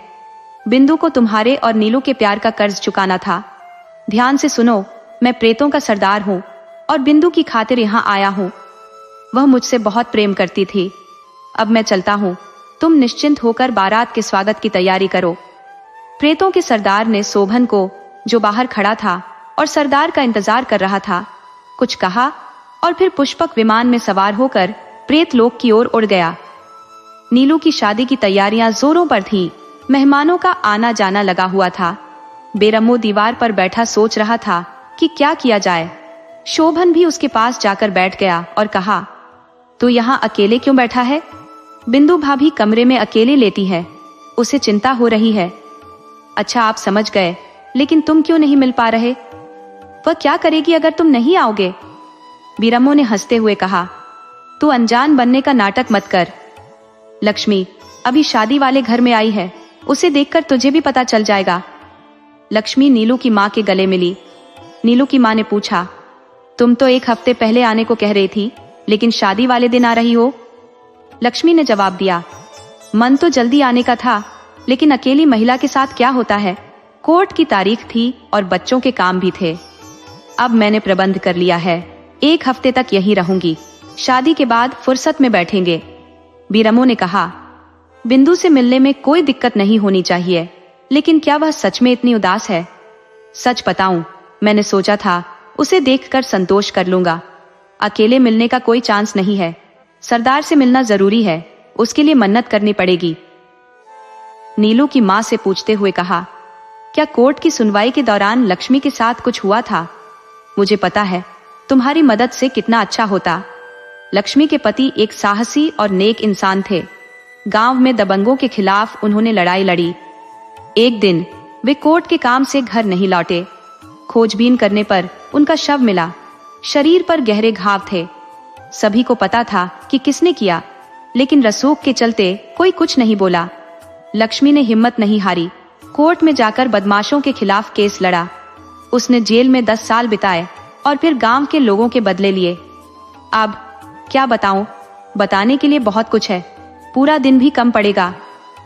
शोभन का चेहरा गुस्से में लाल हो गया, जिससे बिरजू उसे देख नहीं पाया। शोभन ने कहा, तुम्हें सब कुछ पता होता है, फिर क्यों तुम्हें लक्ष्मी की स्थिति का पता नहीं चला?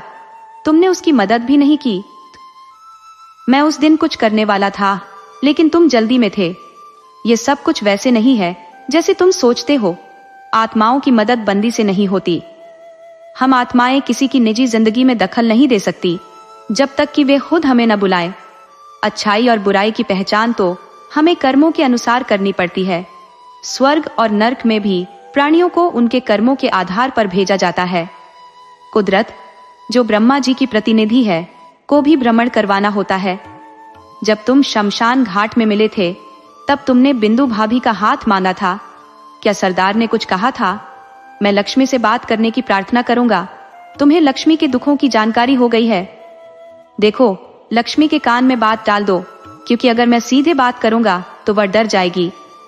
शोभन चुप हो गया और लक्ष्मी माँ के पास जाकर बैठ गई। दोनों ने एक दूसरे से हालचाल पूछे और बिंदु के बारे में चर्चा की। लक्ष्मी ने बिंदु की खासियतों को देखकर कहा, अगर बिंदु जिंदा होती तो वह तुमसे ही मिलती। कुदरत को मंजूर नहीं था। ये नाम बिंदु है। अगर वह इस दुनिया में होती तो ऐसा ही दिखती। बिंदु, जो सब सुन रही थी, मुस्कुराने लगी। शोभन ने बिरजू के कान में कहा, बिरम्मू, लक्ष्मी से मेरा जिक्र करना, ताकि वह पुराने दिनों की यादों को जिंदा कर सके। तभी वह हमारे लिए कुछ कर पाएगी। हमारे सरदार ने भी मुझे लक्ष्मी से शरीर से बात करने की अनुमति दी है। लक्ष्मी को पुराने दिनों की याद जरूर आती होगी। शायद बिंदु को याद करके शोभन भी याद आता होगा। लक्ष्मी को अपनी पुरानी बातें याद आने लगी। प्रेतों के सरदार भी यही चाहते थे। लक्ष्मी ने कहा, मुझे लगता है कि मैंने तुम्हें पहले देखा है। कुछ याद आ सकता है, फिर सब बताऊंगी। तभी पंडाल की ओर से शोर सुनाई देने लगा। बिरजू और शोभन की आत्मा पंडाल की ओर दौड़ पड़ी। घर वाले रो रहे थे। बिंदु भी वहां पहुंच गई। नीलू और चाची के पास लक्ष्मी भी बैठी थी। चाची ने कहा, उस भाई ने अच्छा नहीं किया। लक्ष्मी के बारे में जो बोल रहा था, वह ठेकेदार है जो कुछ दिन पहले जेल से बाहर आया है। उसने मुझे दुश्मन समझा और मेरे रास्ते में रुकावट डालने की कोशिश की। लक्ष्मी ने सब कुछ बता दिया और कहा, ये लोग शादी में अड़चन डालने पर तुले हुए हैं। सब ठीक नहीं लग रहा। घर वालों और रिश्तेदारों को चिंता में डूबे देखकर शोभन ने कहा, तूने नीलू की माँ की मदद की, अच्छा किया। लक्ष्मी को बता दिया कि ये लोग नुकसान पहुंचाने की कोशिश कर रहे हैं। लक्ष्मी ने अपनी बात पूरी की। शोभन ने सोचा कि आज वह अकेले ही सब निपटा लेगा। ठेकेदार का भी इंतजार करना था। बिरजू और उसके साथियों ने ढोल बजाना शुरू कर दिया। पहले डरे सहमे लोग अब हरकत में आ गए। बिंदु, जो ढोल की आवाज सुनकर आई थी, अचानक अंधेरे में खो गई और जमीन पर गिर पड़ी। बिंदु को देखकर सब घबरा गए। बिंदु ने खुद को संभाला और तेजी से पंडाल की ओर बढ़ी। वहां सफेद चमकदार कपड़ों में कई लोग दिखे। सभी जान पहचान के चेहरे देखकर बिंदु खुशी से मुस्कुराई। तभी उनमें से एक शख्स उसके पास आया और कहा, बिंदु, तुम कैसी हो? सरदार ने कहा है कि चिंतित मत हो, जो भी करना है सही तरीके से करेंगे। तुम्हें डरने की कोई बात नहीं है। वह अभी ऐसा कह ही रहा था कि लक्ष्मी और चाची बिंदु के पास आ गई। चाची ने पूछा, तुम किससे बात कर रही हो? या तो कोई और नहीं है? चाची की आवाज बिंदु के कानों में पड़ी और ऐसा लगा जैसे वह गहरी नींद से जागी हो। बिंदु ने उत्तर दिया, चाची, मुझे नहीं पता मैं किससे बात कर रही थी। चाची ने सोचा कि शायद बिंदु झगड़े से डरी हुई है, इसीलिए बड़बड़ा रही होगी। वे लोग अब कमरे में आ गए, जहां गांव के लोग और रिश्तेदार शादी की तैयारियों में जुट गए थे। बिंदु ने पापा की चोटों के बारे में चिंता जताई और कहा, चिंता मत करो, सब ठीक हो जाएगा। नीलू की शादी भी धूमधाम से होगी। पापा ने बिंदु को देखा और उनकी आंखों में आंसू आ गए। उन्हें अपनी बेटी बिंदु की याद आ गई। उन्होंने बस इतना कहा, भ्रम तो कुछ और ही था। क्या किसी ने तुम्हें मारा? अब बिंदु नीलू के कमरे में पहुंच गई और उसे तैयार करने लगी। गांव से 1 मील दूर, जहां बारातियों को पगडंडी से होकर गांव पहुंचना था, वहां चाय और नाश्ते का इंतजाम किया गया। गांव के 4-5 लड़के सम्मान के साथ वहां रवाना कर दिए गए। बिरजू और शोभन की आत्मा भी उनके साथ चल पड़ी। बारात निश्चित स्थान पर पहुंच गई। वे चाय और नाश्ता कर ही रहे थे कि अचानक भगदड़ मच गई। बाराती इधर उधर भागने लगे। वही आदमी जिसने सुबह गुंडागर्दी की थी, अपने साथियों और ठेकेदार के आदमी के साथ बारातियों को दौड़ा दौड़ा कर पीट रहा था। दूल्हे पर भी हमला करने की कोशिश की गई, लेकिन दुल्हन ने अपना बचाव किया। तभी शोभन ने दूल्हे पर हमला करने वालों पर एक जोरदार लात मारी, जिससे वह 5 फुट दूर गिर पड़ा। यह एक संकेत था और सारी आत्माएं जो शोभन के इसी हमले का इंतजार कर रही थी, उन सभी बदमाशों पर टूट पड़ी और उन्हें दौड़ा दौड़ा कर पीटने लगी। शोभन ने कहा, वह दुष्ट ठेकेदार है जिसने लक्ष्मी को धमकाया था। ठेकेदार की ओर इशारा करते हुए शोभन ने कहा, बस इतना ही बोलना था, और फिर ठेकेदार पर टूट पड़ा। सारे गुंडे अपनी जान बचाने के लिए इधर उधर भागने लगे। पहाड़ी के ऊपर गहरी खाई और बहती उफनती नदी के बीच बारातियों को कुछ चोटें आई, लेकिन सब ठीक था। बाराती आश्चर्यचकित थे कि गांव के लोग कितने साहसी हैं। उन्होंने गांव के आदमी से पूछा, जो चाय नाश्ता करा रहा था। आदमी ने जवाब दिया, हमारे गांव के 4-5 ही लोग हैं, वे लोग आपकी बारात में शामिल होंगे। गांव वालों को पूरी घटना का पता लग चुका था। रात का समय आ चुका था और गांव वालों ने बारातियों का जोरदार स्वागत किया। बारातियों को यह सोच में डाल दिया कि कौन लोग थे जिन्होंने समय पर आकर अनहोनी से बचाया। शादी की रस्में शुरू हो गई। बेरमो को बुलाया गया। नीलू के पापा ने उसे अपने पास बुलाया और कहा, बेरमो, मुझे माफ कर दो, मैंने हमेशा तुम्हारे साथ बुरा व्यवहार किया। पापा ने बिंदु को देखा और उनकी आंखों में आंसू आ गए। मुझे लगता है कि तुम लोग ही हमें बचाने आए हो। अगर तुम लोग नहीं आते तो हमें क्या होता? बिंदु ने कहा, हमारे लिए तो आना ही था। रात को नाच गाने का कार्यक्रम चल रहा था। शोभन ने लक्ष्मी से कहा, लक्ष्मी, बाहर आओ, मुझे तुमसे कुछ जरूरी बात करनी है। लक्ष्मी ने शोभन की आवाज सुनकर चौंक गई। वर्षों पुरानी शोभन की आवाज उसे याद आ गई और वह बाहर आ गई। शोभन ने कहा, मैं तुम्हें दिखना नहीं चाहता, लेकिन मैं तुम्हारे बारे में सुनकर बहुत दुखी हुआ। अच्छा लगा कि तुमने दुष्ट ठेकेदार को सबक सिखाया। चिंता मत करो, तुम्हें ज्यादा कुछ याद नहीं रहेगा। जब भी तुम्हें कोई मुश्किल हो, बिंदु तुम्हारी सहेली है। लक्ष्मी ने शोभन को याद करते हुए वहां से चली गई। रात को विदाई की रस्में पूरी हो गई। नीलू सभी के गले मिलकर विदा हो रही थी। बिंदु को गले लगाकर कहा, तू मेरी दीदी है, इसलिए विदाई का समय भी बहुत खास है। बिंदु और बिरजू ने अपने गांव की ओर प्रस्थान किया। बिरजू ने शोभन से कहा, शोभन, प्रेतों के सरदार को हमारी मदद के लिए धन्यवाद कह दो। लक्ष्मी एक अकेली औरत है, उसे भी ध्यान रखना। पास के गांवों में खबर फैल चुकी थी और लोग शातिर बदमाशों को उनके कर्मों की सजा देने वालों की तारीफ कर रहे थे। 2 दिन बाद ठेकेदार और बदमाशों की लाशें नदी में तैरती हुई मिली। ये खबर पूरे इलाके में फैल गई और खुशी की लहर दौड़ गई। बिंदु और बिरजू को विदा करने की रस्में पूरी हो गई। बिंदु को बेटी की तरह विदा किया गया, जैसे सगी बेटी को किया जाता है। चाचा और चाची ने बिंदु को गले लगाकर विदा किया।